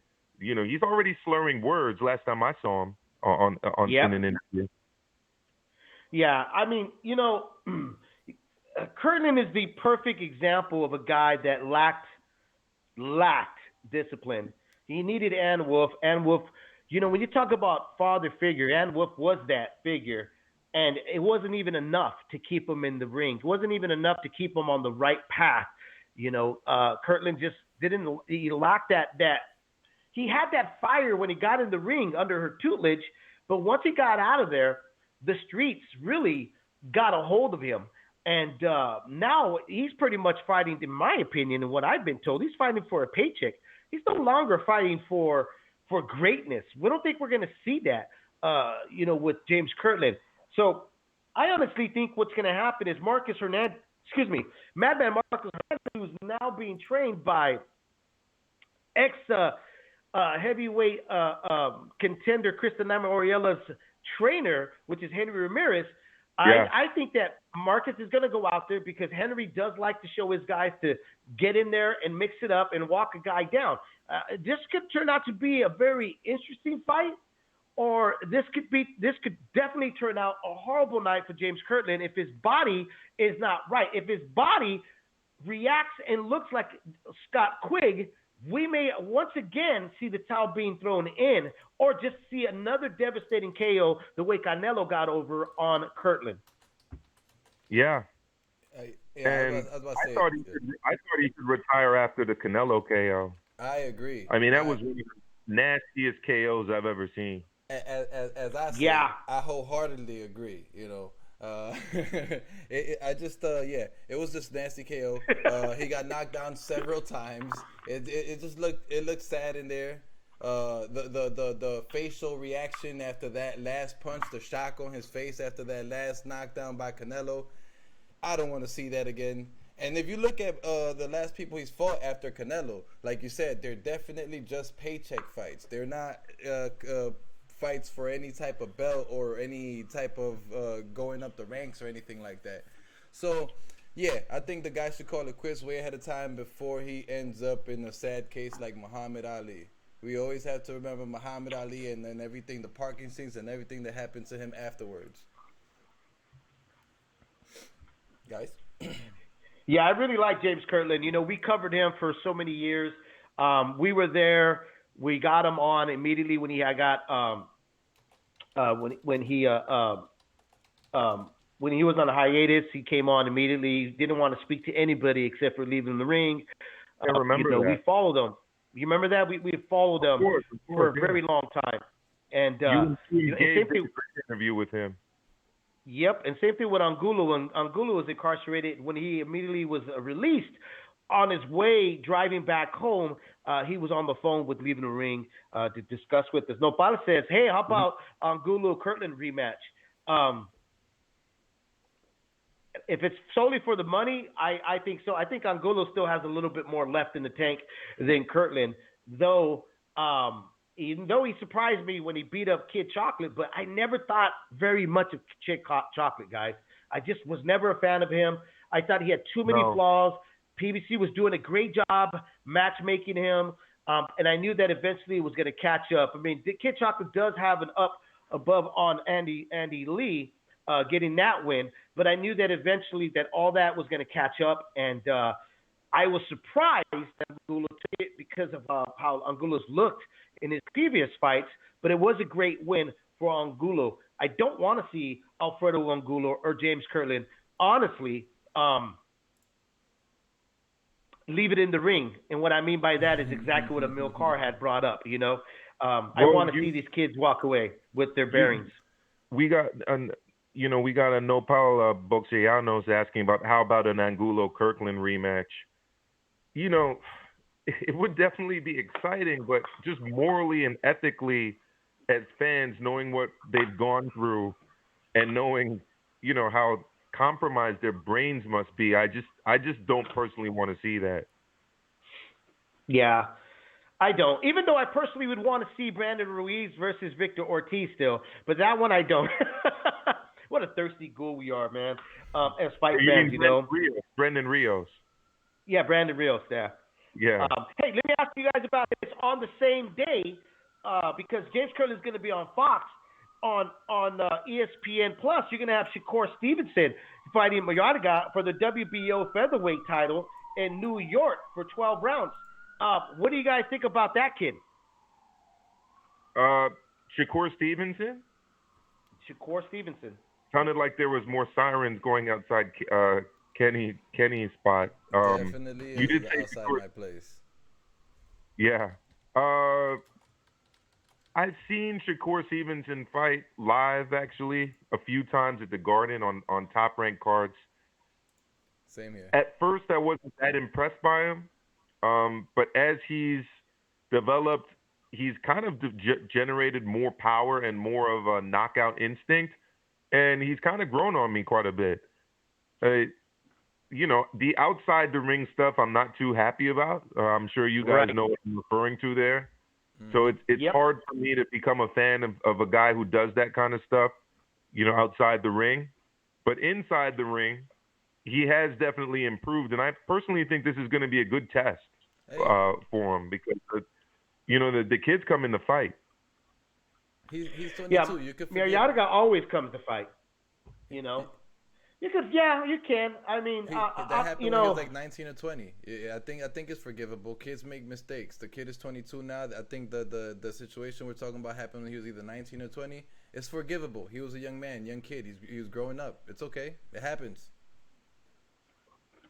Now, as an older man, that's when it becomes a problem. Sorry. So, like Sergey Kovalev, how many second chances is he gonna get? I don't know. He's got another chance. It's not even second chance. It's going down. I mean, how many chances this guys have of getting another payday? He's got more lives. Again. Got more lives than the cat, man. Beating up I know women, the cats are actually driving. It's ridiculous. Yep. Even cats are looking at him, going like, "Damn, he's got a lot of lives. That motherfucker's got a lot of lives over there." You know, Sergey Kovalev. I'll put your question. I think Miguel Mariaga is going to bring it, and I think he's going to test Shakur. I think he's going to bring it, but I think Mariaga is just he's not he was not who he is 5 years ago, in my opinion. I think that he's going to probably give him rounds. Yeah, I think he's going to give Shakur some rounds. I think Shakur was sitting down in his punches because of the rivalry we had with Hoyt, because of the girlfriend situation. I thought he fought a perfect fight in that fight. I thought that was the best I've ever witnessed him. So this one here, it could be a bit different. It could either go south on him, or we saw the maturity and development we saw that night. The last time he stepped in the ring. I'm interested in seeing it. I just don't have hopes that Mariaga is going to come out there and do anything of what the Robert Helenius of the world have done. No, I don't. But what I do like about this fight is that oftentimes when guys are at where they are in their careers in terms of where Shakur is, you'd see him at 126 taking on a guy who was best at 118 or at 122 maybe, but not a guy who's fought most of his career at the weight class. At least in this fight, he's taking on someone who's been a career featherweight and even fought at super featherweight, and who is 5'8", not short, not small, not coming up from the lower weight classes. So, he did go to distance with Walters, I think, if I remember correctly, and he's durable. So I just don't see him getting blasted out of there. But I do, expect Shakur to get tested, take some rounds, and get the win. Good thing is Shakur's not a killer. He doesn't carry this killer punch, but he does carry very precise combinations that could cause Mariaga to back off a bit, or he also has speed. Mariaga came in to win, take the win. So I think that's what makes it the most interesting of the fight. I think that's the interesting part of the fight, is that Stevenson doesn't have this one-punch knockout power, but he also doesn't have that power to completely keep you off if you close that distance, And I think that Mariaga has that style, which we've seen. He can come in and close that distance fast, but are his legs fresh enough right now, Milcar? That's my question. 33, I think, is his age, and he is a smaller fighter, so it's definitely past his prime. We don't know. I'll make more of a prediction closer to the weight class. Closer to the weigh-in, and see how he's looking. I haven't really seen too much training video from him. I'll look into that as well. Again, I'm not expecting him to necessarily get in there and blast out Shakur or even get the win, but I do expect him to take him rounds. There's this, we definitely can say that he doesn't need rounds, Shakur. We need to see something more out of him, because we've seen him in rounds. We know what he can do when given all the rounds that are put up in front of him. We need to see him, though, now start sitting down more on his punches, because I think it's safe to say we've seen more of his amateur style, but his last fight, we've kind of seen him kind of shake it off a little bit, which makes it exciting. I'm sorry, Kenny, I cut you off. What were you about to say? No problem. I was just about to say, time to put my fanboy hat on. Okay, let's go. You are a registered fanboy. Time to put the fanboy hat on. No, I have to big up Shakur. Hold on, no, Stevenson. wait. Before you even say that, before you even get into the fanboy, start ranting your fanboy talk. Let's hit the mood.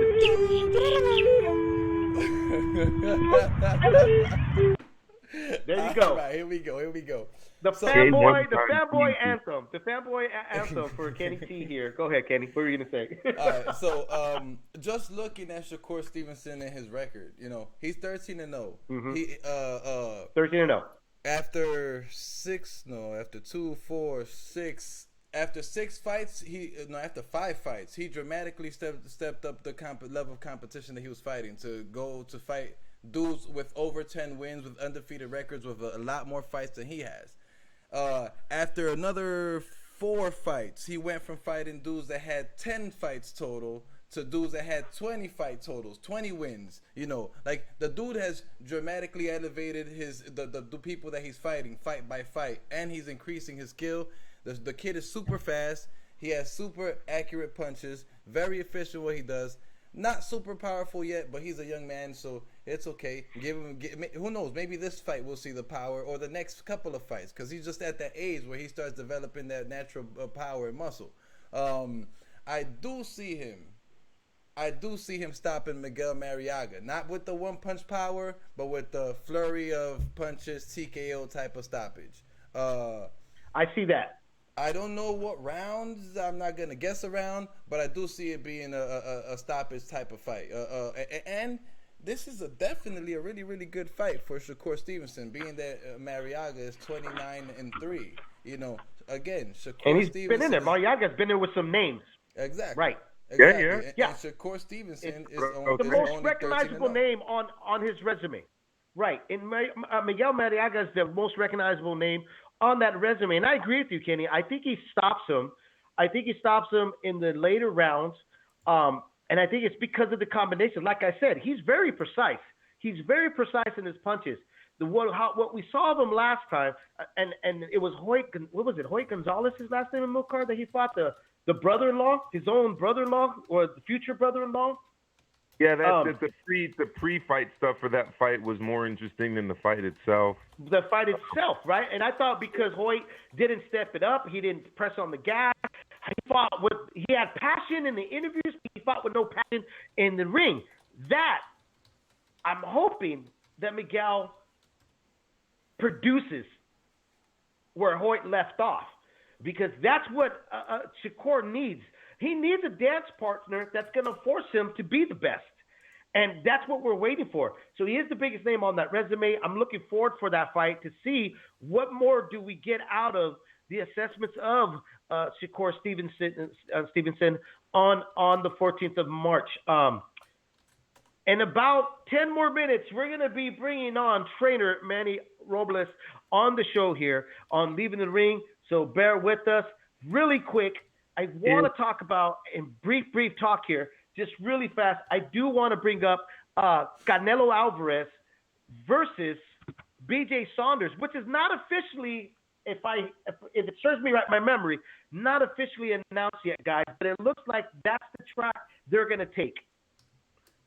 Just quickly, though, I'd like the listeners, if they can, to get on the chat, send in your questions for Manny Robles. Send in your questions for us so that we can also kind of discuss what's on your mind. Now, in terms of the Canelo Alvarez situation, David, what are your thoughts? What are you thinking about that? You remember that scene in Rocky, in the first Rocky movie, where Mickey takes him to the backyard and he throws that chicken and he tells Rocky to chase it for his footwork and all that? That's what I have to envision Canelo's got to do when it comes to BJ Saunders. Yeah. My big question is, has his bum knee fully healed? Obviously, I think it has, or else they would have decided to move on, if they do move on, to fight BJ Saunders. This could be a really interesting fight, guys, or this could be a really dull fight. This could really, honestly, this is the outcome is really, in my opinion, up to BJ Saunders. Is he going to come to fight? Is he going to try to expose the things that Erislandy Lara did and Floyd Mayweather had done when he was younger, and try to show that, hey, he still has problems the way Gennady Golovkin showed that he still has problems with movers. Boxers, I'm not quite sure. It is a BJ Saunders show, as you guys all know it. He takes over the mic. He's got a good gift of gab. And Kenny will be happy. He's a rah-rah kind of guy. You know? So, David, I was very surprised that Canelo chose to fight Billy Joe Saunders. So let's be clear. Canelo at this stage in his career chooses who he wants to fight. He's essentially moving now between three weight divisions, 160, 168, and 175.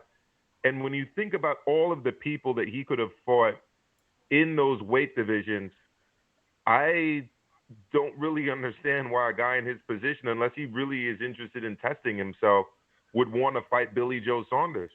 You're talking about a slick guy, a guy who cuts weight significantly. He's a strong, sturdy guy.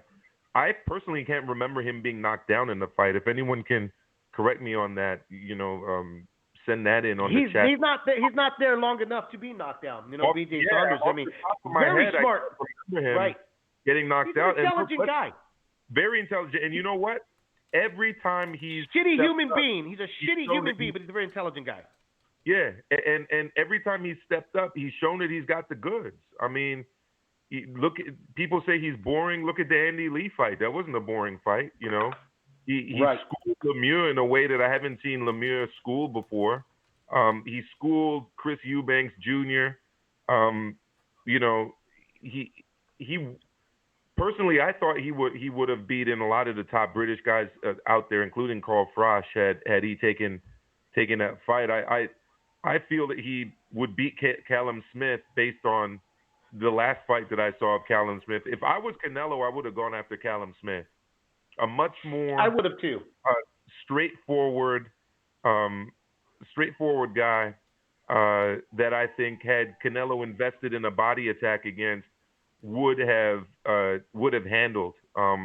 Billy Joe, he's not going to be standing there to be absorbing bodies. He's got he's a Rubik's Cube. He's a Rubik's Cube that he got to figure out, and I think that's what makes it very interesting, in my opinion. Yeah. Because like I said, BJ could either go night by giving us a shit fight, or he can make it very interesting the way he did against Lemieux, what you just mentioned. I say that for them to pick BJ Saunders tells me, one thing that's significant is that his knee is healed up completely. It's not bummed, so that he feels comfortable to cut off the ring and shorten that ring up so he can trap BJ Saunders. Because in reality, BJ Saunders is gonna be on some track shoes, and he's gonna definitely not be there to be hit. He is a puzzle to be figured out. I'm gonna call in Coach Manny Robles here on Leaving the Ring. Just give me a few seconds here, and I'll give him a call. And then what's to conduct this interview. So if you do have any questions like Amilcar just mentioned right now, you can post it on the chat or tweet us. Yep. Tweet us, chat at us. It's one of the benefits of doing the show on YouTube. I know we get a lot more listeners on the radio show and on the podcast, but YouTube and engage with us for doing the show. What's up? What's up? Is this Manny? Yes, sir. Coach Manny, ¿qué pasó, man? How you doing, brother? Welcome to Leaving the Ring Radio. It's my pleasure. I've interviewed you a few times, which I'll visit memory lane with you. But first off, I want to tell you, thank you, man, for coming on. We're all excited here that you're here on Leaving the Ring with myself, David Duenez, with Amilcar, my co-host, and our producer Kenny T. Man, so thank you again. You guys are very welcome. Thank you for having me. Thank you. So I want to revisit some memory lanes here with you. Okay. All right. Obviously, I'm pretty sure, man, that everybody asks you about Andy Ruiz and this and that, but there's some other things I wanted to talk to you about, and that's why I wanted to have you on the show. Please. So I don't think a lot of people will know this, but has Joe Sanders, has he ever called you to still thank you for taking over the Matadors when you were an assistant coach in the beginning, and he decided to go off at a distance instead of sticking around for the LA Matadors? No, not at all. Oh, wow, that's funny that you asked it. That was a long time ago, yeah. Okay, we're going back 10 years. We're going back, bro. to I'm the- taking you back. Yeah. I'm that guy. What's that actor's name that took everybody back to the future? I'm doing that right now with you. I'm gonna do that with you, bro. Michael J. Fox. Okay. So you were the head coach for the LA Matadors. How disappointed, man? How disappointed were you when it all fell apart? Because the strategy and the direction that they were going, it seemed on point. You know, they were going to create like a franchise for every city to get behind, and it looked like it was working. It looked like it was working. There was people that were filling up, you know, the arenas you guys were holding the events at. Every time I covered it, I mean, there was tons of people to support Chris Pearson, Rashid Warren, Javier Torres, all these kids that were fighting under your name. I mean, under your tutelage at the time. Joseph Diaz, Terrell Goucher, American fighters. That is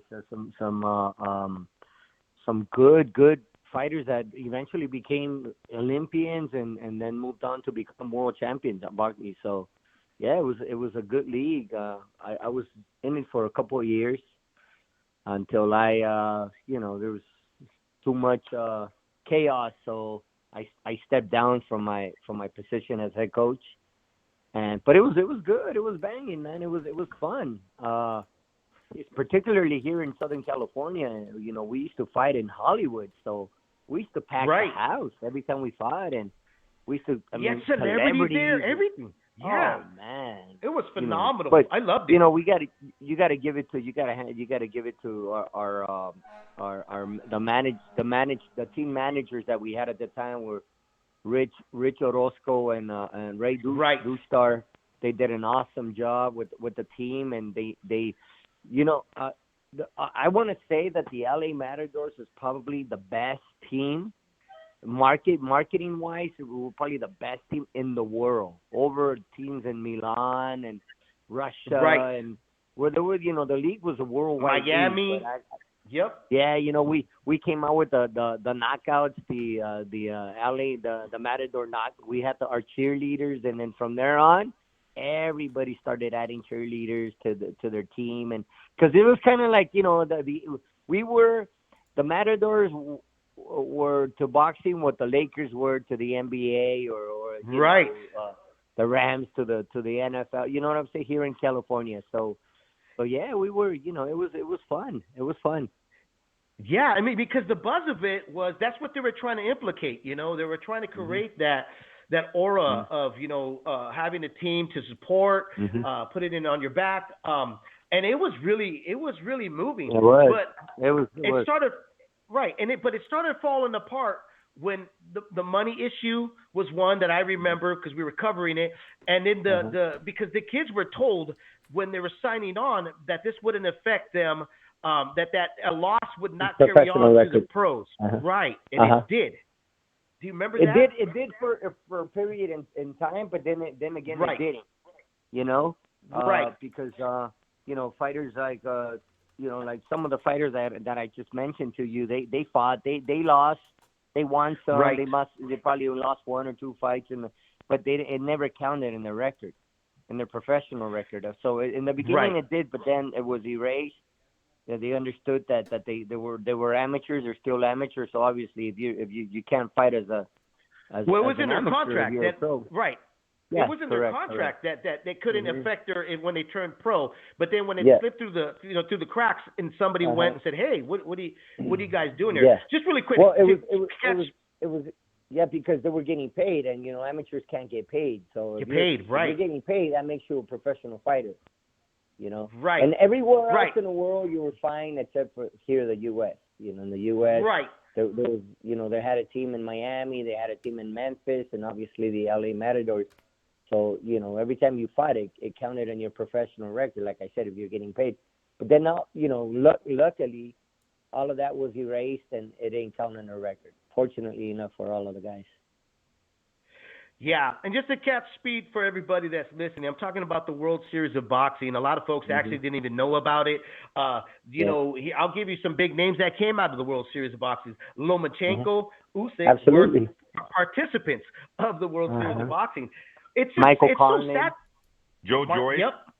Joe John Joyce, Joyce, Michael Conlon. Man, a lot. Like I said, a lot of greats, a lot of fighters that are making a lot of noise today.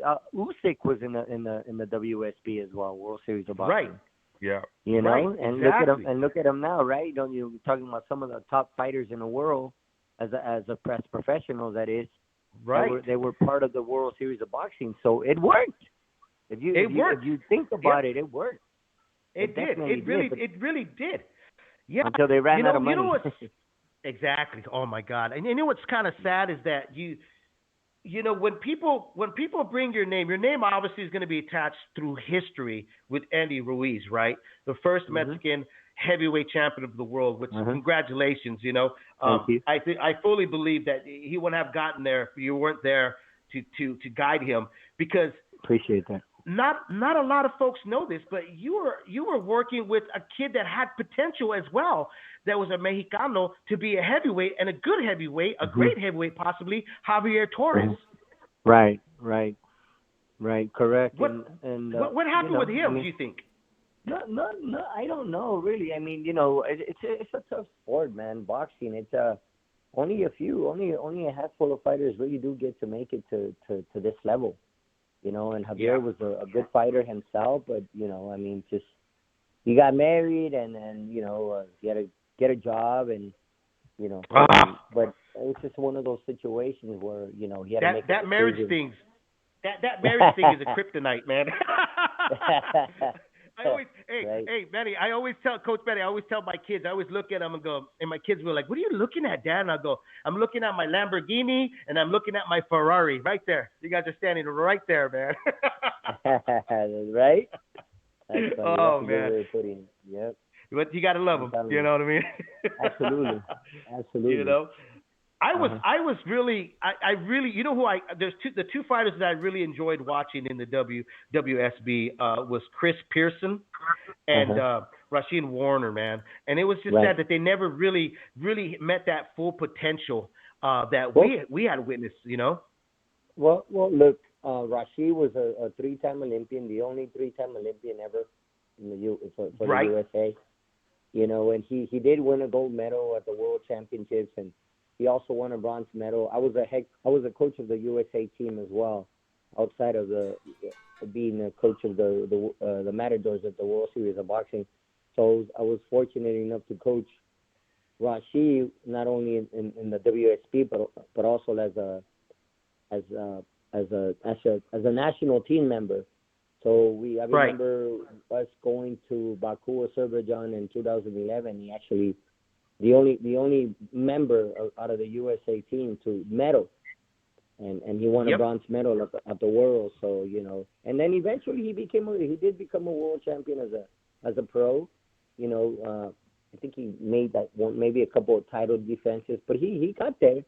You know, he did get there, but he didn't get what I think is that whole recognition, like, you know, because you mentioned his name by now in the circuit of boxing fans, they'll scratch their heads, you know, because he's almost like I remember, like he was almost like the captain as well as to the LA Matadors, you know. I remember everybody looked up to him because of his accomplishments with the amateurs. Correct.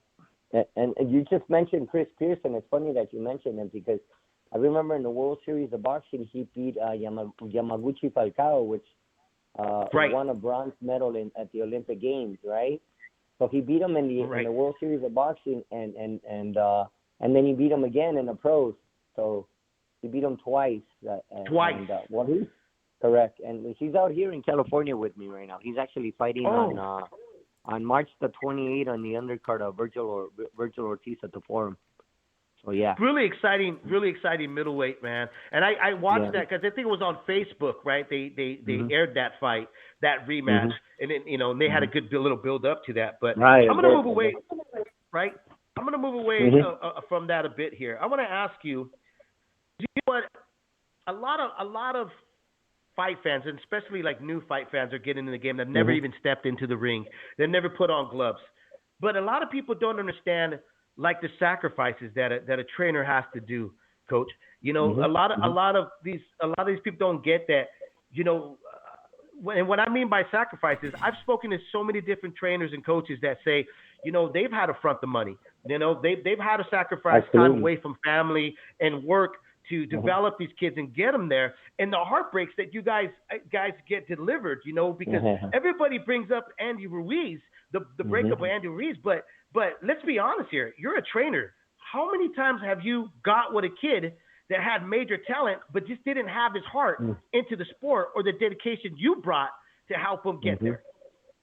Well, time and time again, you know, I mean, just like any other sport, right? I mean, you know, with boxers in particular, sometimes you may have an athlete that has a promising future, but they for whatever reason they quit along the way because they run out of patience or the money isn't there or the hunger is no longer there. Then you got to do it for all the right reasons. And one thing in boxing is that you got to have a lot of patience. Boxing is a game of patience, man.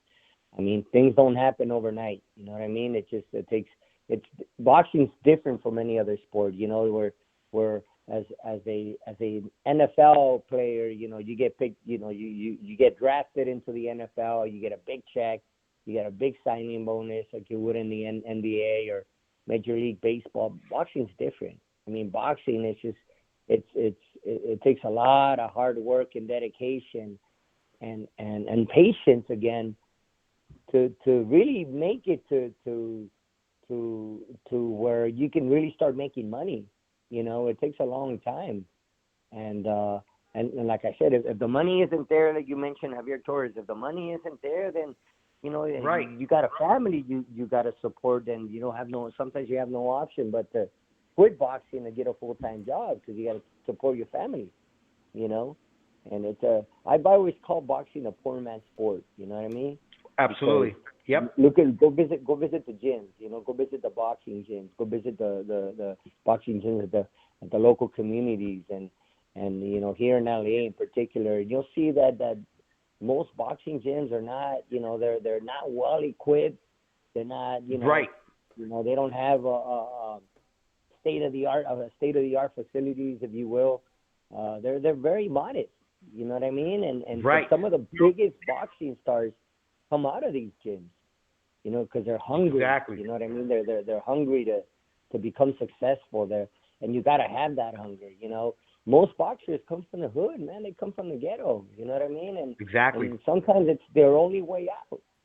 Boxing's the only way out. I mean, they don't have any other choice.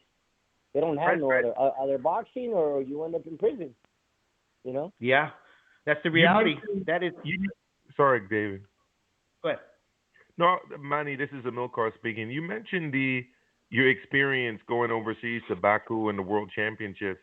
I think the main difference between a lot of these other countries where the boxers obviously also come up tough is that they then have like a state infrastructure behind them that gives them access to the gyms and to trainers that can make a living off of coaching amateur boxing because they essentially work for the state, for the government.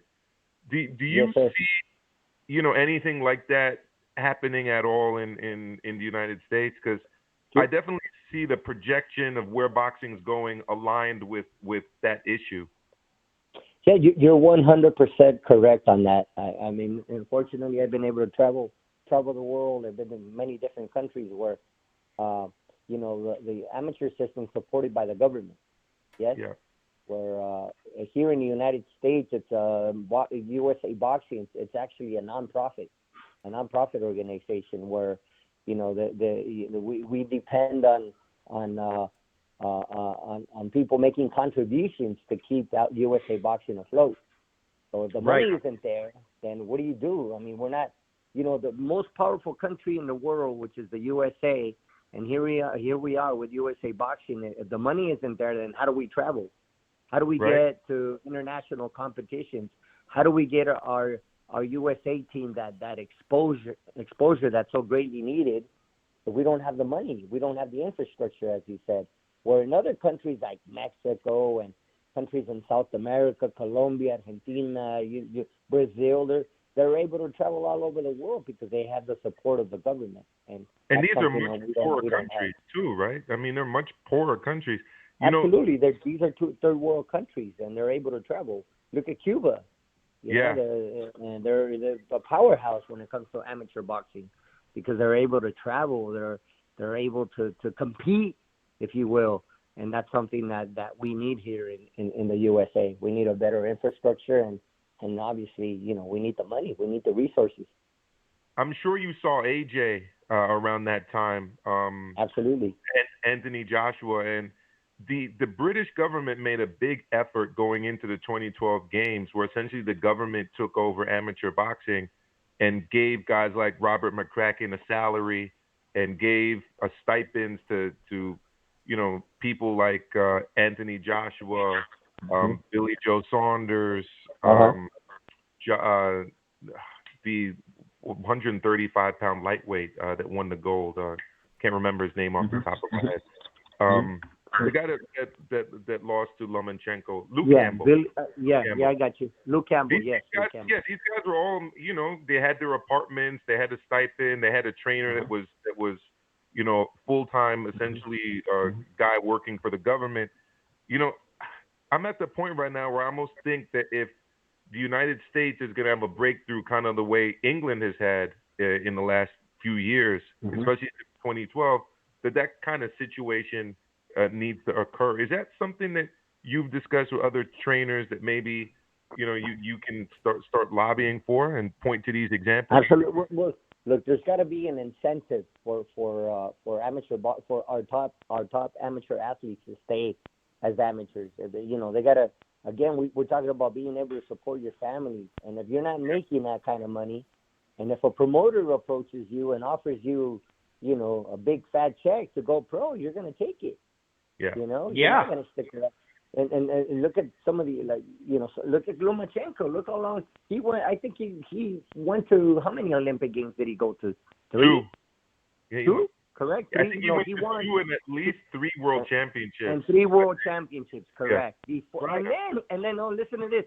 And then he still joined the WSB. He didn't go directly into the pros. He joined the WSB. Exactly. Why? Because he had an incentive. He was making money. The government was taking care of him as an amateur, so he had no need to go pro. Yeah. You know I think what I mean? Coach, I think that's why now we see so many of these younger kids, which I disagree, signing them at 17, 18, and then we never get to see that development, like they kind of fizzle out, right? They fizzle out like at the age of 21 and 22. Correct. Mm-hmm. Yeah, no, you're absolutely correct. You're absolutely right, and that's one thing I've actually learned along the way, is to not maybe everybody's different. Every fighter is different. Some boxers tend to mature, sooner than others, if you will. But that I would definitely not turn my fighters pro at 17. Even 18 is pushing it. You know what I mean? I talk to amateur boxers all the time and their parents about they want to turn their kids pro. I just recently talked to a kid that he's 17 years old and he's already ready to turn pro. I'm like, what's your hurry, kid? What's your hurry? Just continue to fight as an amateur. Continue to get that amateur experience. If you make the team, you're able to travel because you're losing out on a lot. Look, I got a kid that's in the USA national team right now. He actually made the team. His name is Anthony Herrera, and one of my personal boxers, and he's getting ready to go to the Olympic qualifier in Argentina. But here's a kid that a year ago or so, he came to me and he said, Coach, Manny, what does it take to go pro? And mind you, he's 114 pounds, so, he's a flyweight. And I said, look, kid, my recommendation to you is build your record, build your resume as an amateur. Don't just, who's going to sign you? And if they do, how, what kind of signing bonus are you going to get? Are you going to get? Right. Yeah. Make it, in other words, what's your hurry to turn pro at 17, 18 years old? Build a resume. And look, I kid you not, man, this was a year ago, and I told, build a resume, go out there and win me some tournaments. And a year later, the kid's in the USA team. He's getting ready to qualify for the Olympic Games. Imagine. Wow. If you go back a year, imagine, all right, well, you want to go pro? Okay, let's turn you pro. You know what I mean? He wouldn't be in this situation. He wouldn't be in the position that he is today. At least give it a go, give it a shot. And that goes, and that doesn't, I'm not referring to my boxer in particular. but to any of the boxers or the coaches that are out there listening to your show, and just to give it a shot, you know, see how far you can go. At the very least, you know what? You cannot buy experience. You're gonna take that experience with you, and that's what you need to go to before you make the decision to go pro. You need experience, and that's one thing that all of these international boxers, you know, that we're just talking. That's one thing they have, the international experience. But it starts with what? From the ground up. It starts with USA Boxing. It starts with our foundation. You know, and then that's our foundation. You know, it goes back to that old saying: is the tool doesn't make the man; it's the man that makes the tool. And they need those tools in order to progress and get where you're going. You know, let me thinking about what you guys are saying real quick, David, and even this past fight at the Barclays Center this week, you can almost kind of see Robert Helenius falling back on, you know, whatever number of amateur fights he had, because he had an extensive amateur career as well. You know, being able to see all those different styles and being in tough moments from the teenage years through the 20s kind of does prepare you for those moments when you got to dig deep and it's uncomfortable. Right.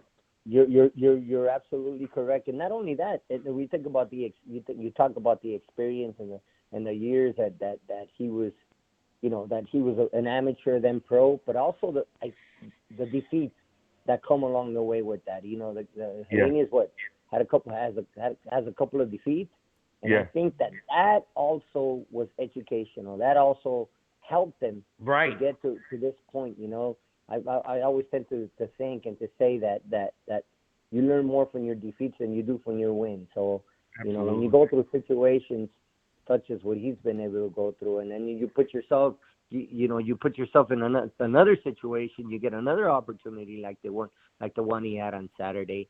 Then he's old enough and he's mature enough to get through the war, you know, to get through the obstacle, if you will.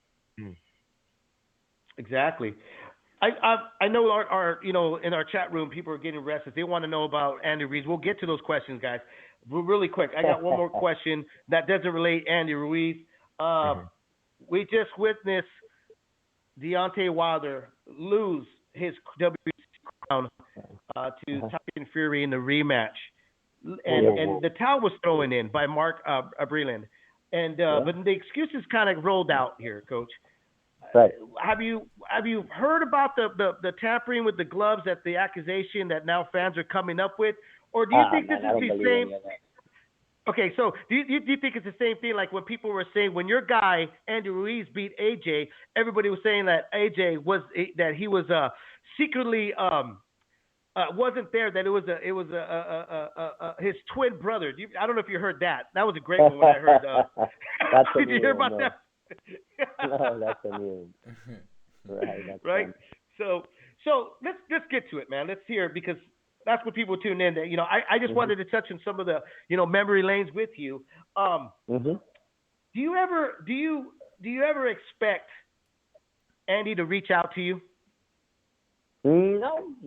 If he does, good. If he does, and look, I have no problem with Andy Ruiz. I'm good with myself. You know what I mean? I know I didn't do anything wrong. I know I did everything by the book.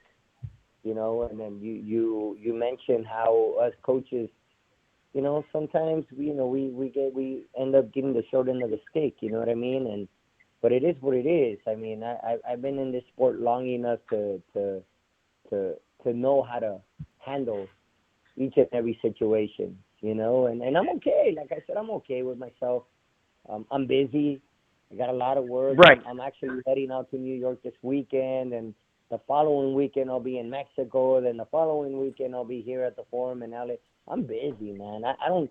And you got that heavyweight, right? And you got Charles Martin, which I think, I got to tell you this. I think you made him look a lot better, because when the Jerome Washington fight was announced, I said that Charles got to step it up. He can't allow, you know, the other Washington to try to box him. He had to close that distance, and I saw that with that in that fight.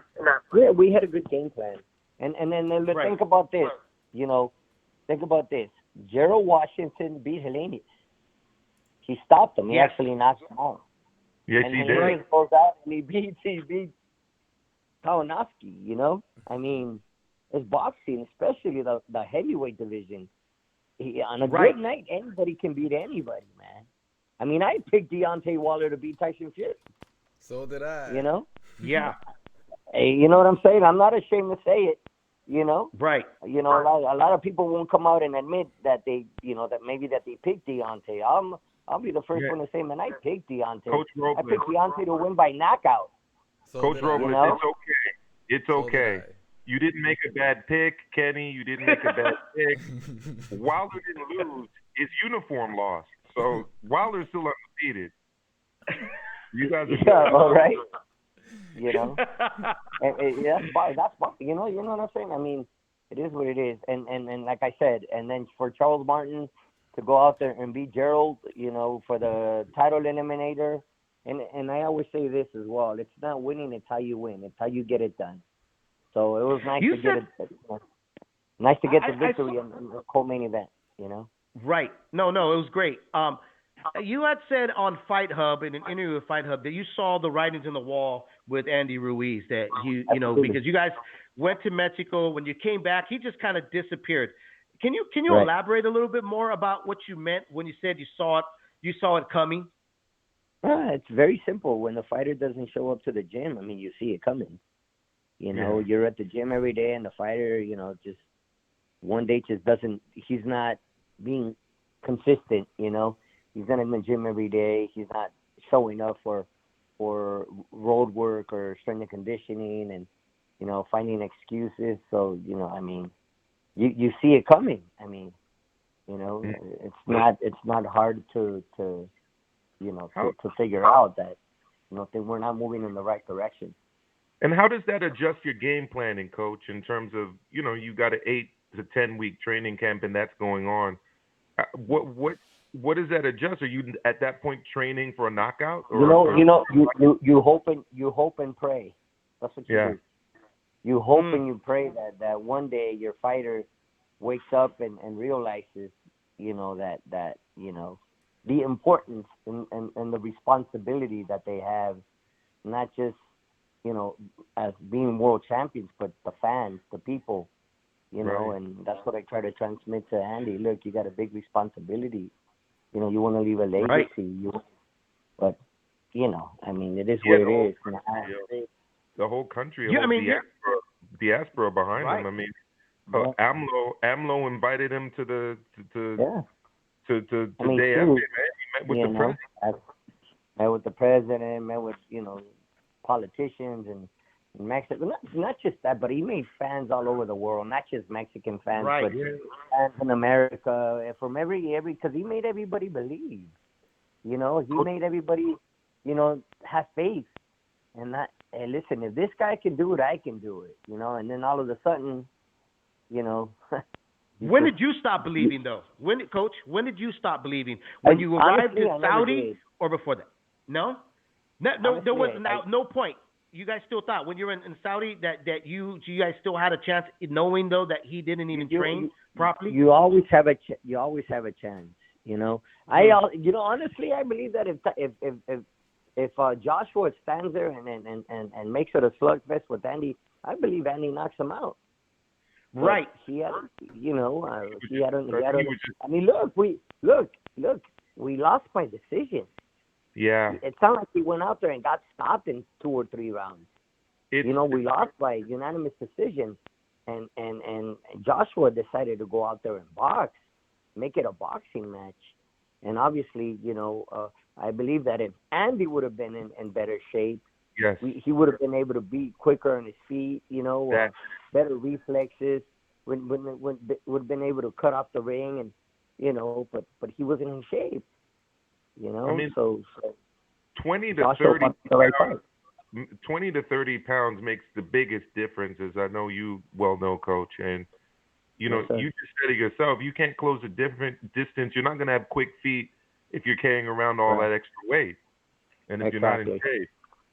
Because I still think to this day that if he had shown up ready for camp, in reasonable shape, and then you guys had the camp that obviously you're capable of spearheading. Correct. That you guys would have knocked out AJ. I still believe that. Yeah, I mean, well, I believe the outcome would have been different. I believe it would at the very least, because I respect Anthony Joshua. He's a great athlete, and he's a great person, great boxer, great person, great human being. So I wish him nothing but the best. But I honestly believe that if Andy would have shown up in better shape, we would have had a better chance to defeat Joshua. That's for sure. Moving forward, is the door still open? Where he touched him up, and where he didn't really follow through, because I don't think he was in shape to do it. Correct. No. Correct. Plain and simple. Plain and simple. Is the door still open, Coach? I mean, if Andy's just the right wind blew him in through the doors. I don't know, man. Uh-huh. I honestly, I'm busy. Thank God, I'm busy. I have a big stable. I'm out. I've got a lot of boxers that I work with, and I'm life goes on. I'm busy. I don't have time. Somebody asked me, "Are you upset?" I don't have time to be upset. I'm too busy to be upset. You know what I mean? Mm-hmm. I'm in a good situation. I'm in a good place. I just became a grandfather. I have two beautiful. Oh, congratulations! Congrats. Yeah. Back to back. Grandbaby. So, I'm cool, man. I'm happy. My wife, my kids, my granddaughters now. I'm enjoying life, and I still do what I love to do, which is to be involved in boxing, to coach. I manage a couple fighters. I coach quite a few fighters. You know what I mean? So, this should with the Charles Martin fight was great. It was a great win for us because now he's going to get a crack at the world title hopefully soon, and that's what you work for. It doesn't stop. It keeps going. I'll tell you this. Attitude to have. Right, but I'll tell you this, Coach, that especially our listeners, when I announced that you were going to be on the show, they all were like, "Hey, tell Coach Manny, man, we love him. Tell him, we still support you. You're the best coach out there."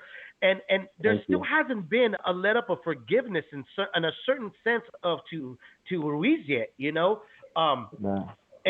I still am a fan of Andy. I think Andy, I think Andy is in my opinion right now, I think he's the Riddick Bowe of the heavyweight division. He's got all the tools, but just doesn't like to put it to work. Right. Let me ask you this, exactly. because I've always seen this, and actually one of our listeners right now, he had said, I can't even see, I wrote it down, but can't find. But he had asked contracts, and I'm pretty sure you've been asked about this. If not, I'll bring it up. A lot of fans were like, "How come Coach Manny didn't have a contract with Andy Ruiz? Could this have happened if they would have had a contract?" But my understanding, there's really never ever been made a contract between a trainer and a fighter, right? Yes, sir. Not for coaches. That's why, coaches are treated the way they're treated. In a lot of situations, they get let go with. Why is there no contract? Look, man. Like I said from the beginning, from the get-go, boxing it's different. It's a different sport, man. It's not. We don't have a commission. We don't have a union. You know what I'm saying? Where coaches can be protected, or they can have we can be put in a better situation. We don't have that. We got managers in boxing that charge their fighters 33 1/3%. I think that's insane. You know what I'm saying? I mean, and it only happens in boxing. Hollywood agents make like 10%, but boxing managers get 33 1/3. It's 33. Come on, man. It's crazy. Know what I'm saying? I mean, that's it. I think that's one way though that trainers have kind of protected themselves at times when they were both manager and trainer. Like JD is with Deontay, and I can correct of many others. I know Emmanuel Stewart was a manager and trainer at correct. the same time. Correct. Is there any other way to protect yourself other than doing that? I don't know. We got to start a commission. We got to start a national commission, not local, and then we got to start some type of a union, coaches union. I was gonna say, Yeah. I don't know. I mean, it'd be nice to for us coaches to somehow, get together and have our voices heard, man. Because if not, the same thing will continue to happen time and time again. I know, it's so sad. I don't want to bring up names, like name drop, but I remember speaking to a trainer, a coach one time, very respected one in the game, and he was like, "Hey, you're not guaranteed to get paid. The fighter can really opt not even to pay you. Like he can just disappear. You know what I mean?" Yes, sir. And it happened to him. That's crazy. And it's happened. It's actually happened to me. Luckily not for big money. Fortunately enough for me, but yeah, it's happened. We're like, shoot, the fighter, he fights today and he's gone tomorrow. Like, where the hell did he go? Where's my percentage? He's in Tijuana. Where's my percentage? Oh man, no, it happens. Definitely. And then you see on Instagram, then you see on Instagram he's in Disneyland. You're like, oh, there went my money.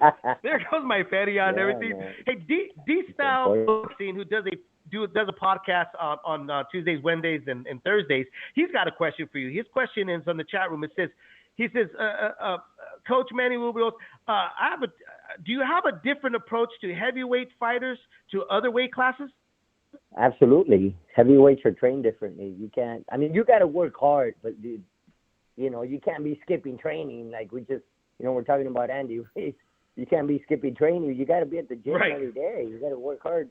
Maybe in a different way, but you definitely. I mean, look, I've had let me tell you, Dominic Brazil, which I used to work with as well, way back as an amateur. I worked with him as an amateur, and he became an Olympian then as a pro.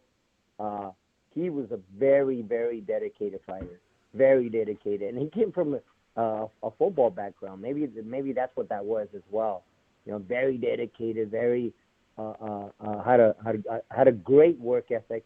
Maybe didn't have the skills that perhaps someone like Andy Ruiz has or Anthony Joshua, but he was but his hard work made up for it.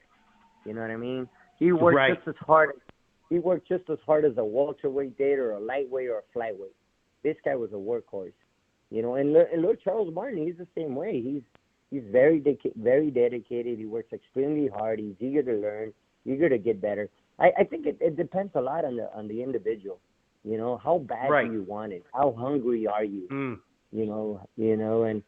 And that's the bottom line. I have a question. I got one more question for you, I believe, unless something else pops into my head. You never know, man. What? Actually, no, I do. I have two. Here's my first one about Andy Ruiz. Okay, he's put on Instagram. He's been posting on Instagram. He's working out. He's getting in shape.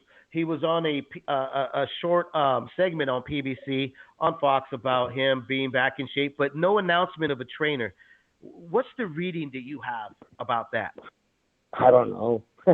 I don't follow him, so I don't know. Do you find it strange, though, Coach? Coach, do you find it strange that he still hasn't found a trainer, or is it because the kid's been in boxing for a long time? A lot of folks think he just kind of came out of the cracks, but he's been around the circuit for a very long time. Hey, listen, he knows what he's doing, right?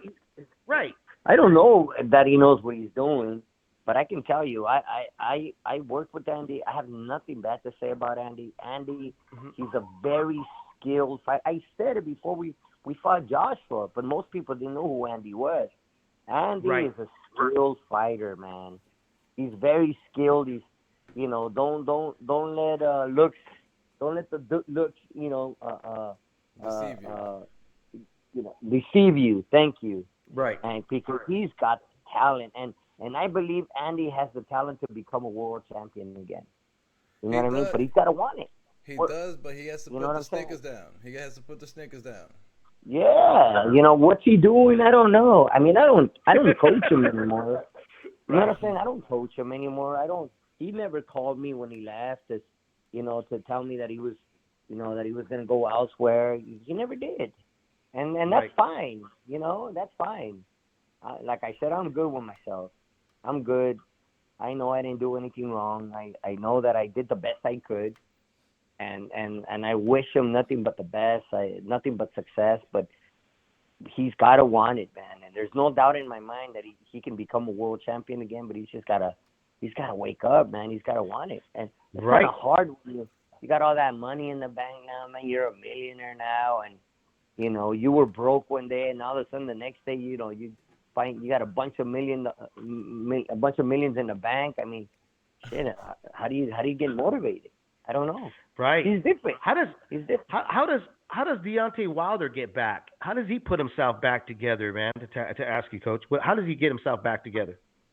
You know, I actually saw a post on Instagram today that something that Buddy McGirt mentioned, that he doesn't need a trainer, he needs a teacher. Right. He said that here on the show, on one of our shows on the network. Was that your show? Okay, yeah, there you go. I guess I must have been looking at your Instagram. So you follow me, Coach, but you don't follow Andy. No, listen, man. I had to know what I was getting myself into before I got on the phone. You know? Absolutely. You know, so I gotta. You know, I mean, he couldn't have said it better, Buddy McGirt. You know, right? He needs a teacher. You know, that's what he needs. Right. And if he's gonna fight Tyson Fury again, then you know he needs to get with it. You know, and then his coaches, his current coaches, Wilder's coaches, they have to allow someone else to come in and to help them. Yes, and you know, a teacher, as Buddy McGirt mentioned. I know Anthony Joshua did. I know he brought someone else into the camp, you know, for this fight versus Andy. So he was prepared. You know, a lot of people might not agree with his game plan or the way he fought versus Andy, but it worked, and he won, and he's a world champion again, and then you got to commend him for it. So you know, absolutely, it doesn't always have to be pretty. Just get it done. Get the job done. You know. Well, my final and last question for you here, Coach, is the state of the heavyweight division. Other than your fighter, what other fighter out there do you have in the heavyweight division that you have your eye on, and that he excites you? Oh man, well, Kownacki excited me, but he lost on Saturday. He got blamed. What do you think of Daniel Triple D Dubois, Coach? Yeah, say that again. What do you think of Daniel Triple D Dubois out of England, out of London? Good. He's a good fighter. There's some good fighters out there, man. There's some very good fighters out there that it's just a matter of time before they get an opportunity. What about the Cuban kid that fought on Saturday? Sanchez. I don't know what his name. Frank, there you go. Yeah, there you go. We spoke about him earlier. Right, he's a pretty good fighter, right? You know, I mean, I think the heavyweight division is definitely in a good situation right now. It's in a good place, especially with the Tyson Fury. I mean, what he did to Deontay. Again, it's not winning; it's how you win. It's how you get it done. It's like, wow, he definitely put on a great show. And obviously, you know, Anthony Joshua being a world champion again, and you know, even Andy. I mean, he's just got to get it together. If he gets it together, man, he can definitely give somebody a run for their money. You know, so we got some pretty good fighters in the heavyweight division. That's for sure. Do you still have the Legend Gym going, Coach?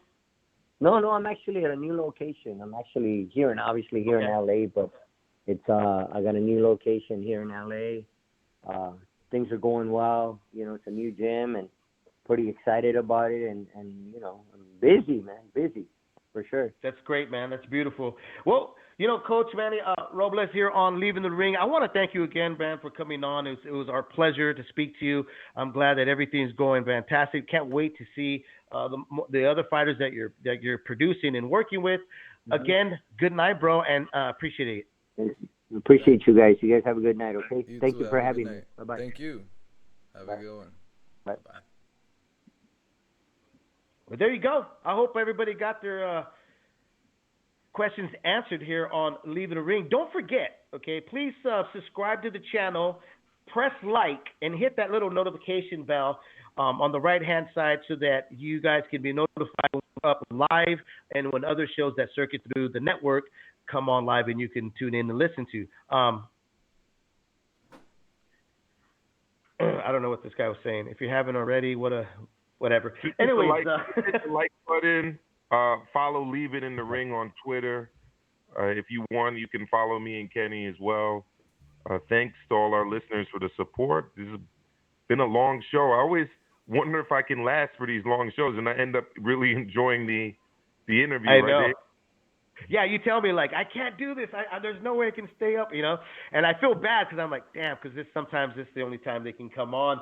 So I end up writing, like, I get my preparation. I'm like, okay. And I keep looking at the screen to see, or on the phone to see, is he dropping off or is it? I'm like, nope, he's staying on. So I'm over hogging up the interview. So I apologize. Apologize it's all good. to you, man. It's all good.